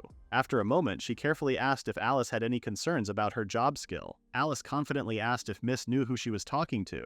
She reminded Mist that she was an archsage and told her not to underestimate her. Alice explained that she could read a person's mana flow better than almost anyone. From what she had seen, Mist's skill looked perfectly fine. She also said that her older brother trusted Mist, and that was enough for her to trust Mist as well. Mist felt deeply moved and tears filled her eyes. Alice told her not to cry because it would make her seem like the bad person.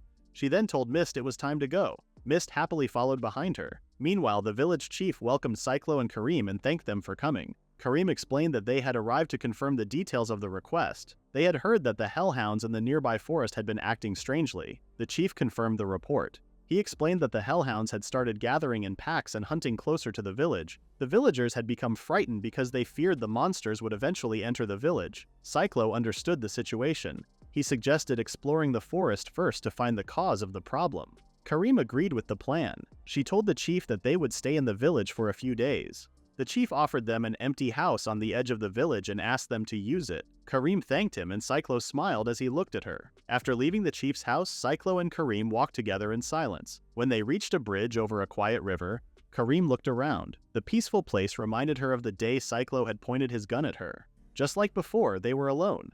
Seeing how calm he was now, she believed he trusted her more than he had before. Cyclo suddenly called out to Karim. He walked over to her and thanked her for everything she had done. Karim was caught off guard. Cyclo explained that he could not say those words before, so he wanted to say them now. He thanked her for believing in someone as immature as he had been, and for always supporting him. Karim became flustered after hearing his words. She asked what had gotten into him and wondered why he was saying all of that. She insisted it was not a big deal. Cyclo looked surprised before letting out a laugh. He never expected to see Karim become so embarrassed. Her face turned even redder as she acted shy. She started wondering what Cyclo really thought of her. Cyclo said he saw her as a true adult. He respected her and wanted to learn from her. Then he seriously asked Karim to stand by his side. He wanted her to help him keep moving forward. If he ever started down the wrong path, he wanted her to be the one to stop him. He reached out for a handshake because he wanted her to become that kind of trusted companion. Karim was stunned. Only a short time earlier, Cyclo had treated her with nothing more than cautious trust because of their business relationship. Now his words made her happy. She agreed that she would help guide him and keep him on the right path. Even so, she let out a sigh. Cyclo asked what was wrong. Karim admitted that she had gotten her hopes up for nothing. She joked that she had been sure he was about to ask her to have his baby. As she teased him, she showed part of her chest. This time, Cyclo became the one who felt embarrassed. He reminded her that he had been completely serious just moments earlier. He quickly took back what he had said about her being a respectable adult. Karim laughed and admitted it was her way of getting back at him for making her feel embarrassed first. At that moment, they heard a man shouting that he had nothing to sell them. Then Alice's angry voice demanded to know what was going on. Cyclo and Karim heard the commotion and wondered if something was wrong. Cyclo could not believe that his sister had already found trouble. The two quickly ran toward the voices.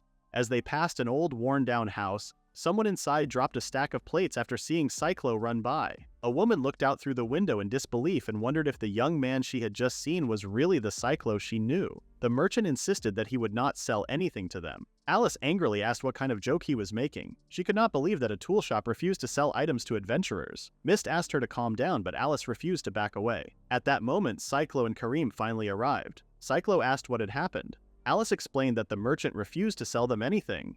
She said he had judged Mist because he did not understand her skill, and she could not accept how unfair it was. Cyclo looked at the merchant and asked what Alice meant. The merchant immediately became nervous. He explained that he did not want to go against an SSS-ranked adventurer like Cyclo. Cyclo was surprised that the merchant already knew who he was. The merchant explained that he was an adventurer from Northfolia. He had seen Cyclo defeat Fiancée, so he also knew about Mist's skill. Mist stayed quiet as the merchant continued. He said he did not want to judge anyone because of their job skill. However, if the church placed him on its blacklist and stopped the skill selection ceremony in the village, no one there would be able to fight monsters. He lowered his head and asked Cyclo to understand his situation. Cyclo could not blame the merchant. The church treated anyone with a heretic skill as less than human. Selling items to Mist would mean going against the church. Because of that, Cyclo decided not to force the issue. Alice was shocked by his decision. Cyclo told everyone it was time to leave. Alice asked him to wait, but the merchant only kept his head lowered as he shook with fear and apologized again. The group returned to their lodging. Alice said the whole situation was completely unfair. Cyclo agreed, but he explained that taking their anger out on the merchant would not solve anything. Just like Mist, the merchant was also a victim of the church. Karim sighed and agreed. She explained that a small village like this could not stand against the church. She added that this was the price of making the Church of Skill Selection the nation's official religion to gain greater power. Alice admitted that she understood, but she still felt upset. Cyclo apologized to Mist. He said he had wanted her to enjoy shopping without any trouble. Mist quickly shook her head. She said her master had done nothing wrong, so there was no reason for him to apologize. Instead, she was happy that he trusted her enough to let her experience things like this. She said that trust meant a lot to her. Cyclo smiled after hearing that and gently patted her head. Alice immediately became jealous and complained that it was unfair. She asked her big brother to praise her too. Cyclo thanked her for standing up for Mist and patted her head as well. Kareem stepped closer and asked for head pats too. Cyclo reminded her that he had already taken away her title as a respectable adult. Alice looked confused and asked what they were talking about. Mist also demanded an explanation. Cyclo simply replied that it was something only he and Kareem understood. Just then, the village chief came over and apologized. He had heard about what happened at the shop. Cyclo told him not to worry about it. The chief thanked him for understanding. The chief explained that people in the frontier could not survive without the church's help. The skill selection ceremony had originally existed so the skill selection god could give people skills to support their lives. However, it had become a way for the church to control everyone's future instead. The chief wondered if the church was really helping anyone anymore. A familiar woman's voice suddenly called out to Cyclo. He froze and slowly turned around. A barefoot woman wearing a slave collar looked at him with disbelief as she asked if he was really Cyclo.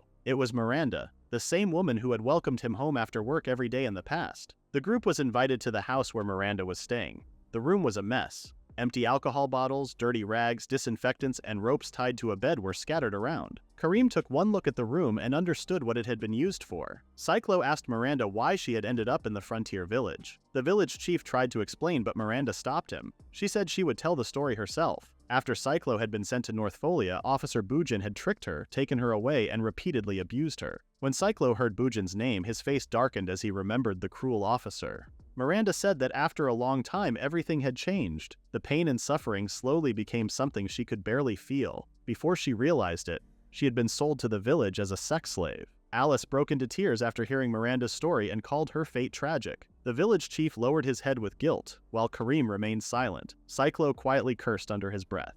Even so, he forced himself to stay calm. The last time he let his emotions control him, he made a terrible mistake. This time, he focused on what he could do to help Miranda. Miranda gently touched Cyclo's hand and asked him for a favor. She wanted him to punish her himself. Her request shocked him. He asked what she was talking about and refused right away. Miranda insisted that he should never forgive her for what she had done. She promised to accept any punishment. She even asked him to buy her and punish her. Cyclo realized she was no longer thinking clearly. Even so, Miranda continued begging. Cyclo then asked Alice for help. Alice understood what he meant and apologized to Miranda. She cast a magic spell that made the older woman fall asleep. Cyclo caught Miranda before she fell and carefully laid her on the bed. He wanted her to rest until morning. After Mist healed Miranda's wounds, the group went outside with the village chief. Cyclo thanked Alice and Mist for helping. Curious, Mist asked who Miranda was. Cyclo explained that Miranda was someone they had known back in the capital. She had cared for him and Alice when they were children, almost like a parent. Cyclo then turned to the village chief. The older man flinched in fear. Cyclo said he wanted to return the reward for the request and asked the chief to release Miranda to them. The village chief begged for mercy. He explained that Miranda was the reason the village guards remained in the village. If she left, there would not be enough young men to protect everyone. Cyclo tried to argue, but Kareem decided to step in. She said it would not become a problem. She pointed out that the reward money was enough to buy 10 female slaves. She explained that a shop in Northfolia sold former adventurers who had become slaves. Since Cyclo knew the slave trader, he offered to introduce the village chief to them. The village chief asked what she meant. Kareem explained that many female adventurers fell into debt while trying to repay loans. If the village treated them well, some of them might choose to stay even after paying off their debts. Since they had once been adventurers, they could still help defend the village. The village chief realized the idea could benefit the village in the long run. He said he would discuss it with the other villagers before making a decision. After that, he left. Cyclo thanked Kareem for helping. She told him it was nothing to worry about. Cyclo apologized for making the decision on his own and for involving everyone. He asked if they would continue to support him. The girls agreed without any hesitation. They trusted him because he was their leader. Cyclo thanked them. This time, he promised that he would be the one to save Miranda. That night, Miranda cried quietly in her sleep. Early the next morning, Cyclo told the girls it was time to leave. Their mission was to kill the target and find out what had been causing the problem. Kareem could see how determined he was. Mist said she would do her best since they were trying to save the person who had helped them. Alice, however, complained that it was still too early and she was still tired. Cyclo simply told her to get moving. At the same time, Miranda woke up in a panic. She wondered if Cyclo had already left. She rushed outside while calling for him, but by the time she reached the village gates, he and the girls were already gone. She wanted to catch up because there was something she needed to tell him that she had not been able to say the day before. Meanwhile, Cyclo used his clock powers and found a pack of wolves nearby. He told the girls there were monsters farther ahead. He reminded them that this was not the time to practice and told Mist to stay close. Although she looked tired and was breathing heavily, Mist said she understood. Cyclo realized the journey had been much harder for her because everyone else in the group was a high-ranked adventurer. A moment later, Kareem stopped and said Cyclo had been right. In a clearing deep inside the forest, a pack of wolf monsters was eating a huge animal they had hunted. As soon as the wolves noticed the group, they attacked together. Kareem calmly stepped forward and cut down every wolf that came within reach of her special blade. She believed the first strike decided the battle. When two wolves tried to attack her from both sides, they were stopped as bullets pierced through their heads. Cyclo had joined the fight with his gun. He kept firing at every wolf that charged toward them. Alice told Kareem to fall back. As soon as Kareem moved away, Alice cast her air pressure spell. A powerful blast of air crashed down on the pack and defeated the remaining wolves. Mist stared at the fallen monsters in shock. Cyclo asked what was wrong. Embarrassed, Mist admitted that everyone else was just so much stronger than she was. Alice proudly reminded her that they were all S-rank adventurers. Even so, Cyclo thought the wolves' mutations were far more severe than he had expected. Kareem agreed. She said the creatures had developed far beyond normal hellhounds. Cyclo guessed they had been created artificially. After hearing that, Alice said alchemy might be involved.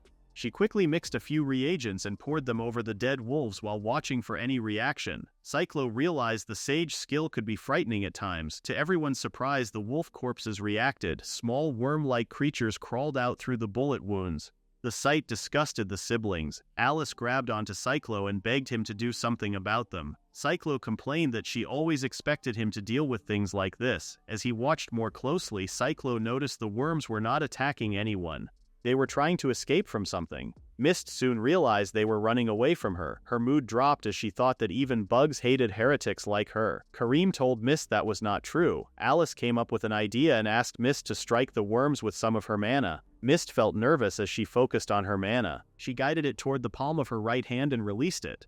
The bugs disappeared into nothing. Alice realized that the bugs had been weak against holy magic all along. Mist felt happy that she had been able to help. Cyclo patted her on the head and praised her. Alice asked her brother to praise her too. Kareem could not believe the three of them were acting like that again. As the group continued through the forest, Alice explained that parasites first needed a host. After finding one, they spread to others. That was how they had gotten into the hellhounds. She believed the main host was somewhere that monsters had gathered in large numbers. She asked if her big brother could find something like that. Cyclo said he could. He joked that even though his little sister usually acted absent-minded, she was a true sage when it came to things like this. Alice quickly asked if he had found it. Cyclo pointed ahead and said it was nearby. Before long, the group reached another open area. A huge plant monster stood in the middle. It had a giant flower for a head, and its long pistils moved like tentacles. They grabbed every hellhound that came close. It was clear that this creature was the source of the parasites. Alice believed the plant monster and the parasites had lived together for a long time. However, she still did not know where they had originally come from. For some reason, they only infected hellhounds. After the infected monsters swelled up, they were drawn into the clearing to feed the giant plant. Cyclo pulled out his gun and guessed the problem would end if they destroyed the giant plant and the remaining hellhounds. Alice eagerly agreed. Cyclo jumped into the middle of the monster pack and fired without stopping. A storm of bullets hit the giant plant, but he soon realized that simply hurting it was not enough. Kareem rushed in to help and told Cyclo to focus on reducing the number of hellhounds. Cyclo warned that it would be difficult for her to fight them all with only a sword. Kareem smiled with confidence and said she had a special trick. She gently held her blade close to her face. In an instant, the sword multiplied into many glowing copies, leaving Cyclo stunned. Kareem revealed her secret art, Blade Dance Array. The blazing sword spread out like flower petals. Every time she swung her real sword, the copies followed her movements perfectly. They cut through the tentacles and burned everything in their path. The giant plant sensed the danger and struck back with its remaining tentacles. Kareem calmly sliced through every one of them with her blades. Watching her fight, Cyclo finally understood that Kareem had been hiding an impressive skill all along. Meanwhile, Alice and Mist had already finished chanting their spells. Alice praised Kareem for her attack. Then she told Mist that they could not let Kareem do all the work by herself. She told Mist they should attack together, and Mist agreed. Alice cast the spell Flame Pillar, while Mist used Holy Ray. The two different types of magic hit the giant plant monster at the same time. The monster was burned and purified together, causing it to wilt. The girls wondered if they had finally defeated it. Then the giant plant monster suddenly began to shake. The burned layer of its body peeled away. To their surprise, it had an incredible ability to heal itself. Alice realized they would not have enough time to finish another spell. Even Karim looked worried. At that moment, Cyclo said it was time to use his secret weapon. A large and heavy gun appeared in his hands. The girls stared at it in surprise and confusion. Cyclo explained that it was a flamethrower. Since it used a huge amount of energy, it was not meant for small spaces, but it was perfect for fighting something as huge as the giant plant monster. He aimed the flamethrower at the monster and fired a massive stream of flames. The blast was as powerful as a dragon's fiery breath. In just a moment, the giant plant monster was completely burned to ashes. After the attack, Cyclo said the battle was over. He told everyone that all they had left to do was collect the monster's remains. The girls quickly ran over and hugged him. Karim praised him like an older sister. Alice said her big brother was amazing. Mist said her master was incredible. Cyclo reminded the girls that they were still in the middle of a fight. Alice replied that everything was under control because they had already defeated the smaller monsters while he burned the giant plant monster. Cyclo was surprised for a moment, but then he smiled. After that, he told them to finish off the few enemies that were left. After taking down many monsters, the group made their way back to the village. They kept defeating monsters along the road as they traveled. Suddenly, Cyclo sensed monsters nearby. At the same time, he heard a familiar woman's voice. He recognized it right away, but he refused to believe it belonged to someone he knew. He told himself he was only imagining things. He tried to believe that she was safe in the village. Soon he reached the place where he had sensed the two hellhounds. He froze in shock when he saw them feeding on Miranda's body. The sight filled him with anger. He cursed the monsters, grabbed each one by the neck and threw them away. They exploded the moment they hit the ground. Cyclo quickly rushed to Miranda. Moments later, the girls arrived and stood frozen in shock. After covering Miranda with his robe, Cyclo gently held her lifeless body. Alice fell to her knees. She could not believe Miranda was gone. Cyclo stayed silent for a moment before asking Mist for a favor. Mist understood what he wanted. She asked if he was asking her to use regeneration magic. Alice quickly stopped them. She said that bringing the dead back to life was forbidden. Karim shook her head and agreed. She said she was against it as well. Whether the magic worked or failed, the risk was too great. She hated to admit it, but she believed it was the wrong choice. Cyclo lowered his head for a moment before speaking. He admitted that Alice and Karim were right. Even so, he had to try. He begged them to let him do it. He could not leave Miranda behind while there was still a chance to save her. Alice and Karim were left speechless. Miranda had been a close neighbor and friend of Cyclo and Alice's mother. Their mother introduced her as the person who would take care of them while she was at work. At first, the two children felt unsure around her. Miranda knelt to their eye level and kindly asked if they could be friends. Before long, she became the big sister that Cyclo and Alice admired. Now that warm smile was gone. Miranda lay motionless in Cyclo's arms. He begged everyone to let him try to bring her back to life. Alice hesitantly spoke up, but Karim only let out a sigh and said there was nothing they could do. She believed that what they truly needed was Mist's power. She also assumed Cyclo wanted everyone to stay silent about breaking the taboo. Cyclo admitted that was true, but he also said they were comrades, so they deserved to be considered as well. Karim saw the determination in his eyes. In the end, she looked away and chose to ignore what he was about to do. Soon she heard a scream. She quickly chased after Cyclo, who had already gone ahead with Mist. She asked if he was really sure about this. Cyclo said yes. Alice did not know what to say. Karim suggested they head back first, and Alice agreed. As the two girls walked away, Cyclo thanked them. They turned back for one last look before leaving. Cyclo felt grateful to have them by his side. Mist then asked what they should do next. She reminded Cyclo that they did not have much time. Cyclo told her to begin. As Cyclo removed Miranda's robe, Mist gasped when she saw the terrible injuries covering her body. Cyclo explained that he would use clock manipulation to return Miranda's body to the way it had been before the attack. He then asked Mist to restore Miranda's soul, just as she had healed his heart before. Mist's hands shook with fear as she quietly said she would do her best. Cyclo gently held her trembling hands and gave her a reassuring nod. His encouragement gave Mist the courage she needed. Together, they hovered their hands over Miranda's lifeless body and used their powers at the same time. Cyclo used clock manipulation while Mist used resurrection. Meanwhile, Karim and Alice went to the nearby river. Karim hoped the resurrection had worked. As they sat on the riverbank, Alice quietly answered, "Yay." Karim became worried and asked if she was really okay with everything that had happened. Kareem sat beside her and said it had been Cyclo's choice. Even though bringing someone back to life was forbidden, she knew Alice had also wanted to save Miranda. Alice slowly nodded as tears filled her eyes. Kareem said that was enough. Alice looked at her with surprise. When Kareem asked what was wrong, Alice gave a gentle smile. She said she had just realized that her beloved older brother had found such wonderful friends. Kareem felt embarrassed and blushed. Alice laughed and pointed out that she did not even look like Cyclo, so there was no reason for Kareem to blush. A bright light suddenly appeared from where the others were waiting. Kareem and Alice quickly ran back to see what had happened. Alice called out to her brother and missed but stopped when she saw Miranda. She looked like she had fully recovered. Kareem eagerly asked if the resurrection had worked. Alice stayed silent. Cyclo confirmed that it had, saying Miranda's body and soul had been restored. He praised Mist for all her hard work. Mist smiled, although she looked completely exhausted. Kareem felt relieved. All they had to do now was wait for Miranda to wake up. Alice looked troubled and tried to tell Cyclo something, but before she could speak, Miranda slowly opened her eyes. Resting in Cyclo's arms, she softly called his name. She weakly asked what had happened. Cyclo explained that monsters had attacked her and badly injured her, so everyone had treated her wounds. He suggested they all return to North Folia together. He even promised to buy her new clothes because the ones she wore had been torn apart. He then turned to Alice, knowing she understood Miranda's favorite style. That was when he noticed Alice crying. He quickly asked what was wrong. Alice explained that the mana flowing through a person's body normally worked like one machine, with every part moving together. But Miranda's mana was different. It was like broken gears spinning on their own without working together. She said the resurrection had failed. Alice broke down in tears. The others stood in silence, unable to say anything. Cyclo felt completely crushed. Just then, Miranda thanked him. She said she knew he had only wanted to save her. She never expected to see him again. She admitted that she had been the one who chased after him, so everything that happened had been her fault.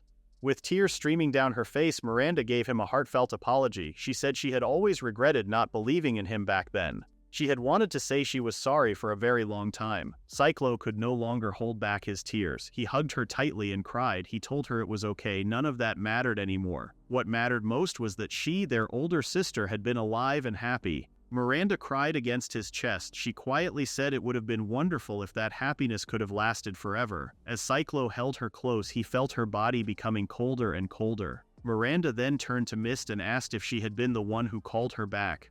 She said it felt as if she had been surrounded by Mist's kindness. In the end, she wanted Mist to hold her hands and send her off. Mist looked at her with worry while Cyclo stood frozen in shock. He begged her not to talk about the end, especially not her. Miranda gently held his cheeks and told him to stay strong. She wanted him to become so strong that even from heaven she would never stop watching over him. She said she finally understood that he had done nothing wrong. Because of that, she asked him not to carry any regrets. Cyclo cried out and called her big sister one last time. A bright holy light then covered the area. Tears filled Mist's eyes as she quietly sent Miranda on her way. Beside Kareem, Alice broke down in tears. With a gentle smile, Miranda finally closed her eyes.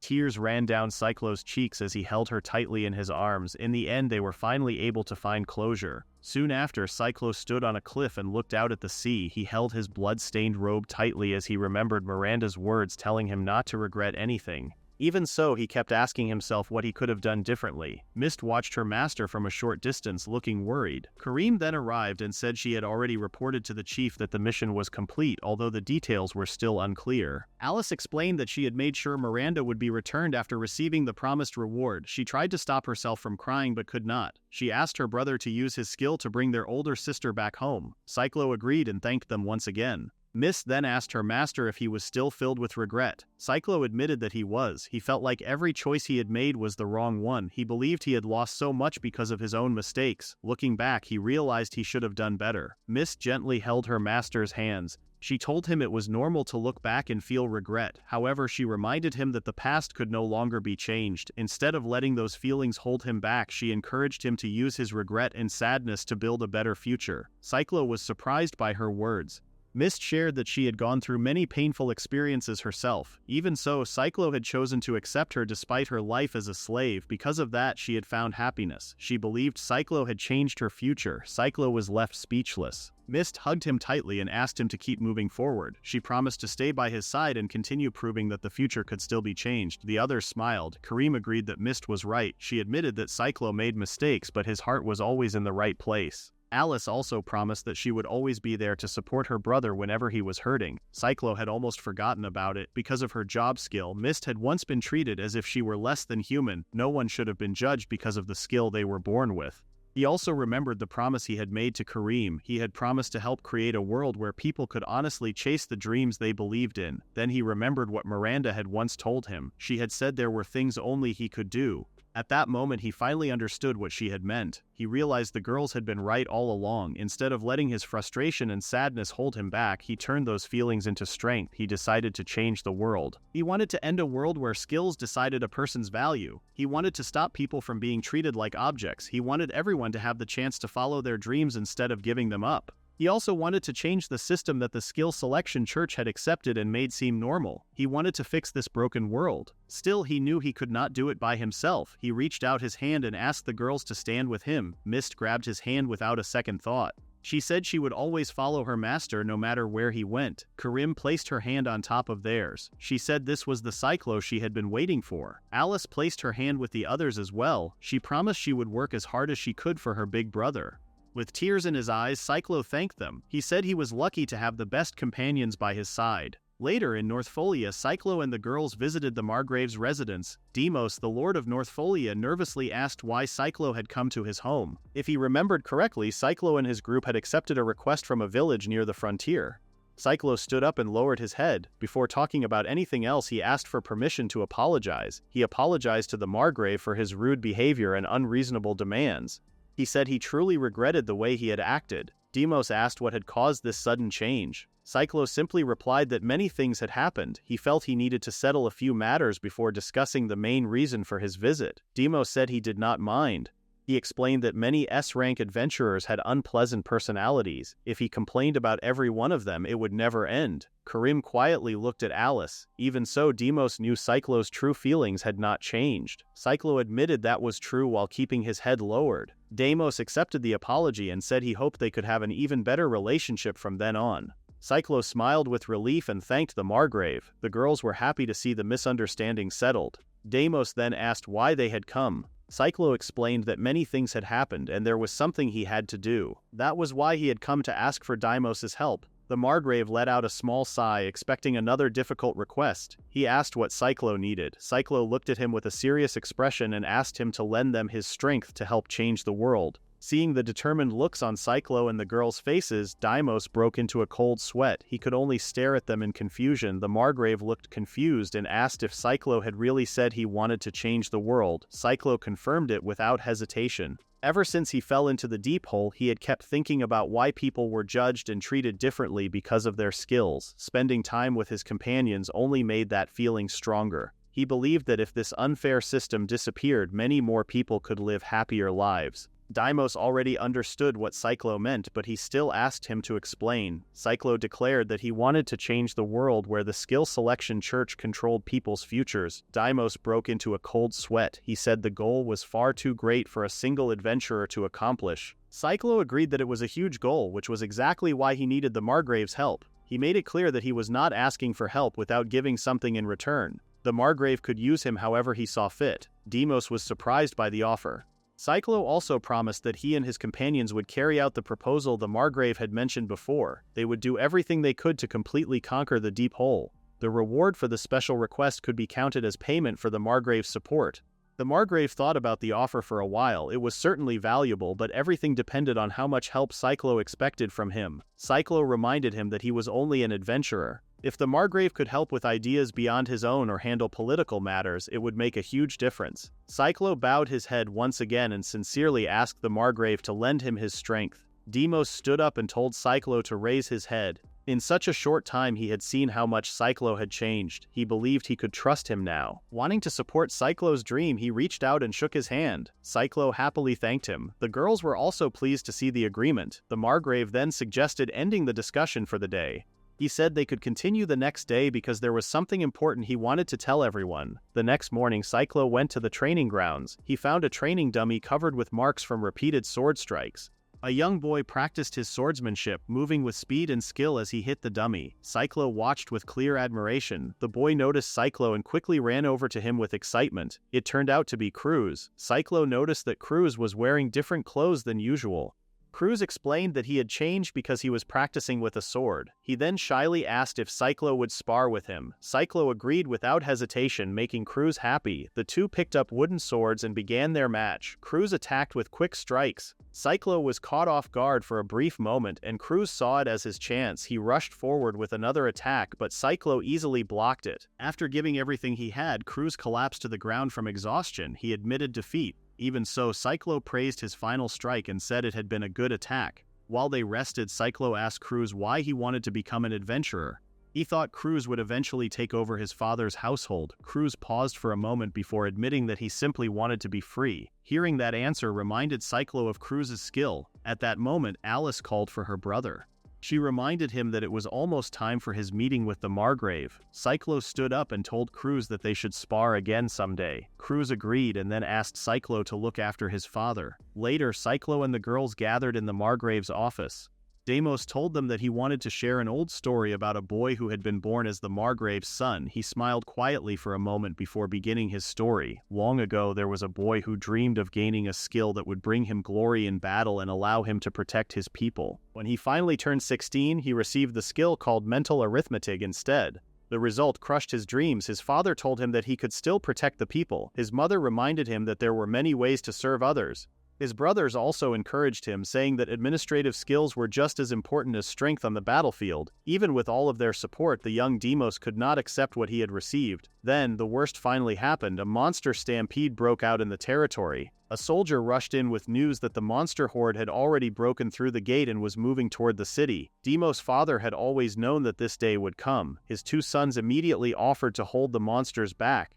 Deimos tried to go with them, but his father ordered him to stay behind. He wanted to argue, but he stopped himself. He knew he would only slow them down. His brothers assured him that they would deal with the monsters and return safely. Before leaving, they asked him to take care of everyone in the estate. Deimos shook with fear, knowing how powerless he was. Even so, his parents believed in him. His father said he would leave Northfolia in Deimos' hands. With that, his parents and his two brothers headed to the front lines. Not long afterward, word arrived that the stampede had been stopped. However, another soldier brought tragic news. Deimos' family had fought until their very last breath to give the people enough time to escape. Deimos rushed to the front lines. Inside a church, he found 4 caskets. As he looked inside, he saw the bloodied and lifeless bodies of his family. He could not understand why he was the only one who survived. He regretted not having a powerful skill. Filled with grief, the young Deimos devoted himself to rebuilding his territory. Deimos said that was how the story of a certain Margrave came to an end. Cyclo finally understood everything. That was why the Margrave had been so desperate to ask him to clear the dungeon back then. Deimos admitted that he still regretted his past decision. He had stopped trying to become stronger because he believed his mental arithmetic skill made him weak. Looking back, he realized he had given up too soon. Because of that, he asked Cyclo and Mist about their own experiences. Even though both of them had been given skills that many people would call unfortunate, they had never stopped working to become stronger. Cyclo agreed that their skills could easily be seen that way. Deimos then became serious and asked Cyclo if he was truly certain that his skill was really clock user. The question caught Cyclo by surprise. Deimos also pointed out that Mist had healing abilities far beyond those of a saint, yet she was still labeled a heretic. His words made both of them realize something important. He then questioned whether the priest had judged their skills correctly from the beginning. Confused, Cyclo asked what Deimos meant. Without answering right away, Deimos walked over to a wall covered with paintings and activated a hidden mechanism. A secret compartment slowly opened. He explained that he had investigated the truth himself. Behind the door was evidence of a secret that the Skill Selection Church had hidden for many years. At present, people worshipped 4 gods. They worshipped the skill selection god of the Hainburg Kingdom, the demon god of the demon-ruled Rustgard Empire, the mother goddess of heaven and earth of Elvenheim, the land of the elves, and the sun god of the desert nation of Erlis. Deimos believed everyone already knew about those 4 gods. However, he wondered if anyone had heard about the god who came before them. Cyclo asked what he meant by the god before them. Mist then mentioned the creation god, the god who created the world. Everyone was shocked. Mist explained that she had heard a fairy tale about the creation god when she was little. The story said that after creating the world, the god grew tired and fell into a deep sleep. Deimos asked where she had heard the story. Mist said a priest at the church had told it to her. Cyclo found that strange and Alice agreed. If the creation god was important enough to be remembered, they wondered why no one worshipped him anymore. Deimos confirmed that followers of the creation god had once existed, however they had all disappeared over time. He used magic to unlock a sealed case hidden inside a secret compartment. Inside were several pieces of parchment. He explained that the documents revealed why the followers of the creation god had vanished. They also recorded the history of destruction and persecution secretly carried out by the Skill Selection Church. Cyclo and the girls were stunned by the truth. Deimos explained that the church had worked hard to destroy the lives, culture, and history of the creation god's followers. Because the church wanted the skill selection god to be the only true deity in the world, the existence of the creation god became a threat. The language spoken by the followers was erased and labeled as an ancient language. Over time, the creation god was reduced to nothing more than a character in fairy tales. Karim said he was not surprised the church had done something like that. Alice then asked how the Margrave had learned about these hidden events if the story was true. Deimos explained that everything had started with Cruz. When Cruz turned 16, they traveled to the royal capital for the skill selection ceremony. During the ceremony, the priest announced that Cruz's skill was courtesan. Both father and son were shocked. Deimos questioned whether there had been a mistake. The priest calmly replied that the selection had been correct. He then looked at Cruz with a creepy smile and reminded the Margrave that all professions were equal. He added that the church could take Cruz into its care.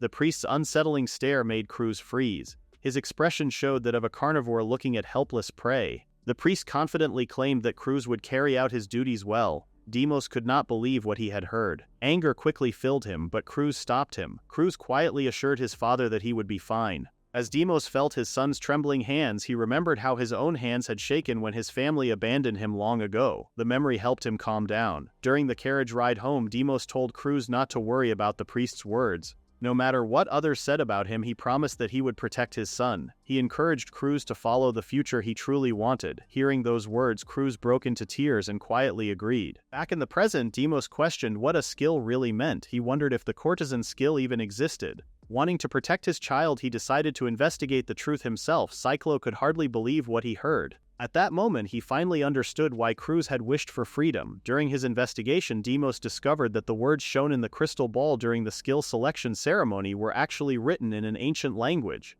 This revelation shocked Cyclo and the others. To uncover the truth, Deimos secretly welcomed a minority group that still understood the ancient language. He gave them a safe place to stay on his estate and asked them to translate the ceremony's results again. What they found was a shocking secret hidden by the church. The church had been deliberately mistranslating skills that did not support its beliefs. The discovery left Cyclo and the girls stunned. The new translation showed that Cruz's true skill was Moon Reader. Long ago, a woman who served as an apostle of the Earth Mother God had the same skill. An apostle was someone who lived close to the gods. Because that skill belonged to a rival religion, the church had changed its name during the translation. Karim looked troubled after hearing the truth. Cruz then guessed that Mist's skill had also been mistranslated. Deimos confirmed her suspicion and revealed that he had already investigated it. Mist's true skill was the Great and Holy One. It was the same skill possessed by an apostle of the creation god who became known for saving people through incredible healing powers. Mist stood frozen. The truth brought back painful memories of the years she spent being treated as a heretic. Seeing her struggle, Cyclo gently hugged her. Tears filled Mist's eyes as she finally realized she had never been an unwanted or evil child. She was never the kind of person everyone claimed she was. Cyclo held her tightly and reassured her. He believed she had done nothing wrong. He had trusted her from the very beginning. Mist admitted that the feeling was difficult to describe. She felt happier than she ever had before, yet the pain in her heart still remained. After Mist finally calmed down, Deimos revealed that he had also investigated Cyclo's skill. He assumed Cyclo would naturally want to know its true meaning. Cyclo quickly agreed. He had always wanted to understand the purpose of his power. The girls also waited with excitement, eager to learn the real name of the clock user skill. Deimos then revealed that the skill's ancient name was the Sacred Singer. The answer left everyone confused. Cyclo wondered if it had something to do with singing. Karim pointed out that the name sounded very vague. Then he remembered something the priest had said during Cyclo's skill selection ceremony. The priest had mentioned both a song and a clock. Deimos believed the priest had been referring to the holy song, a famous clock tower. A tower with that name stood at the church's headquarters. Cyclo guessed that such a clock tower must have had its own engineer. Deimos looked impressed by how quickly he figured it out and confirmed that he was right. Cyclo explained that he had once done similar work himself. Alice finally realized why the skill had been mistranslated as clock user. However, since the term had already existed within the church, Karim believed Cyclo's skill carried a much deeper meaning. Demos confirmed that belief. He explained that the holy song originally referred to the song the creation god had sung while creating the world over 7 days. It was also a concept that had existed alongside the creation god from the very beginning. Because of that, Cyclo's skill might have been the closest thing to the power of the creation god. The revelation shocked Cyclo. He remembered how incredibly powerful his skill had been in the past. Mist had even said that his power was equal to that of a god. Thinking about it now, he realized she might have been right. After that, Demos told Cyclo and the members of Wheel of Fortune that he trusted them to conquer the Deep Hole. He asked them to begin the raid as soon as they were fully prepared. Cyclo and the girls accepted the mission without hesitation. As they left the Margrave's office, Cyclo continued thinking about everything he had learned. If his power was truly close to that of a god, he wondered if he could even control it. What made him even more curious was that it was the same creation god mentioned in the book. For some reason, he felt as if he had seen that god before. His thoughts ended when his sister called his name. She could not believe he had not been paying attention at all. Cyclo apologized and admitted he had been lost in thought. He then asked what was happening. Alice explained that they had been discussing their plans. Cyclo said they needed to gather supplies and prepare for the raid. Alice smiled and said that was exactly what they had decided. She also said there would be no hard feelings today. Confused, Cyclo asked what she meant. Alice told her brother to choose which of the girls he wanted to spend time with. Karim watched with an eager expression, while Mist looked nervous. Cyclo had never expected to be put in a hot seat in front of the girls. Alice asked who Cyclo wanted to go shopping with and urged him to decide. Cyclo thought about it for a moment before refusing. His answer confused the girls. He explained that he did not want to shop with only one person. He wanted everyone to come with him. The girls could only stare at him in silence. Alice let out a sigh and said that was not the point. Mist simply smiled. Karim was not surprised because she expected someone as clueless as Cyclo to give that kind of answer. For the time being, she suggested that they decide the order among themselves. Alice proposed switching every 2 hours and asked if Mist was fine with it. Mist agreed. Seeing how well the girls got along, Cyclo smiled. Later, in Northfolia's commercial district, Alice happily announced that she had drawn first place, so she would go shopping with her big brother first. She proudly felt like she had become his #1 girl. Cyclo reminded her that they were not there to play. Alice said she already knew that. She understood that they needed to buy potions and medicinal herbs. Cyclo asked if she knew where the shops were. Alice confidently replied that she had already memorized most of the area. As Cyclo watched his little sister walk ahead, he remembered the day they reunited. Alice had burst into tears after finding out that he was still alive. He walked over to her, wrapped an arm around her waist and gently pulled her close. He apologized for making her worry for so long. He explained that many things had happened and he could not tell her the truth. He knew she had been waiting for him the entire time and he sincerely regretted causing her so much worry. Alice's eyes filled with tears as she turned to face him. She complained that he had taken far too long to come back and said he should have told her much sooner. The siblings finally arrived at the shop and Alice happily declared that it was time to start shopping. Cyclo agreed. Together they looked through many kinds of medicinal herbs and potions. The store clerk was stunned by how much they bought. On the way back, Alice said she could handle the rest with her alchemy. She also pointed out how useful Cyclo's storage skill had been. She suddenly paused and stopped walking after noticing something. Cyclo followed her gaze and saw that she was looking at a boutique filled with cute women's clothes. He asked if she wanted to stop by the store. He remembered how she used to look at every clothing shop they passed in the royal capital. Alice said not today. Instead, she wanted to take him somewhere else. The two soon arrived at another shop, and Cyclo looked surprised. The store was filled with all kinds of magic tools. His eyes lit up as he looked around. Alice explained that this shop had a much better selection than the ones in the royal capital. Cyclo asked if she would mind letting him look around for a while. Alice agreed and quietly watched as her brother became completely interested in the magic tools. After about an hour, Cyclo said it was time for them to head back. He asked if there were any other shops she wanted to visit. Alice said there were, but before they left, she told him how happy she was to see her big brother enjoying their outing. She was also glad they were able to spend time together like they used to. Cyclo felt surprised. He had not expected his request for her to be honest to actually work. Alice quickly tried to deny what she had said, but Cyclo gently patted her on the head. He promised that no matter what happened, she would always be the most important member of his family. Alice froze for a moment before letting out a quiet sigh of relief. She closed her eyes and softly muttered that, for now, that was enough for her. Cyclo did not hear what she said and asked if she had said something. Alice simply replied that it was nothing. She then reminded him that the others were waiting for them. Kareem went next. She noticed that the potions and magic-related items were already taken care of, so she focused on buying weapons, camping gear, and other equipment for physical combat. She and Cyclo visited a shop that sold weapons and potions. While looking through the items, Cyclo asked how long she had been an adventurer. Kareem said she had started when she received her skill at the age of 18. The beginning had been difficult. Many people looked down on her because she was a foreign woman. She had even faced dangerous situations, including times when groups of men tried to corner her. Cyclo looked at her with concern after hearing that. Kareem noticed his expression, lifted her chest slightly, and teased him by asking if he was worried about her chastity. Cyclo quickly denied it. He said he was only worried because they were comrades. There were many terrible people among adventurers, and he did not like the thought of her going through that alone. Kareem looked touched for a brief moment before laughing. She told him not to worry because those men had received exactly what they deserved. She had beaten every one of them without much effort. She also revealed that she had earned an A rank the very first time she took the adventurer assessment. Cyclo was surprised. He had not expected her to be that strong from the very beginning. Still, he wondered why she had not become an adventurer in her homeland of Aelreese. If her goal had been to find a strong man, she could have done that there. Kareem looked surprised by the question. She hesitated before answering. Cyclo asked what was wrong. Instead of explaining, Kareem leaned closer and told him she would reveal the reason once they became closer. She wore a warm smile while trying to distract him by drawing attention to herself. Cyclo stared at her for a moment before calmly returning to the shelves. He said he had gotten used to her teasing. Kareem was shocked by his reaction. She insisted that she had been completely serious. Ignoring the comments, Cyclo told her it was time to pay for their purchases and head to the next shop. The pair then visited a store that specialized in adventurer bedding. Cyclo was surprised to see so many different kinds of sleeping bags. Kareem explained that the amount of stamina recovered during rest was important. Cyclo replied that both his skill and Mist's skill could handle stamina recovery without any problems. Kareem shook her head and told him he was thinking too simply. She explained that she was talking about the spirit and mental strength instead. Even inside a dangerous dungeon, having a comfortable place to rest could make a huge difference. Her words reminded Cyclo of the flower he had once found growing inside the deep hole. Just seeing it back then had helped calm his mind. The shopkeeper walked over to them and said they had a great eye for quality.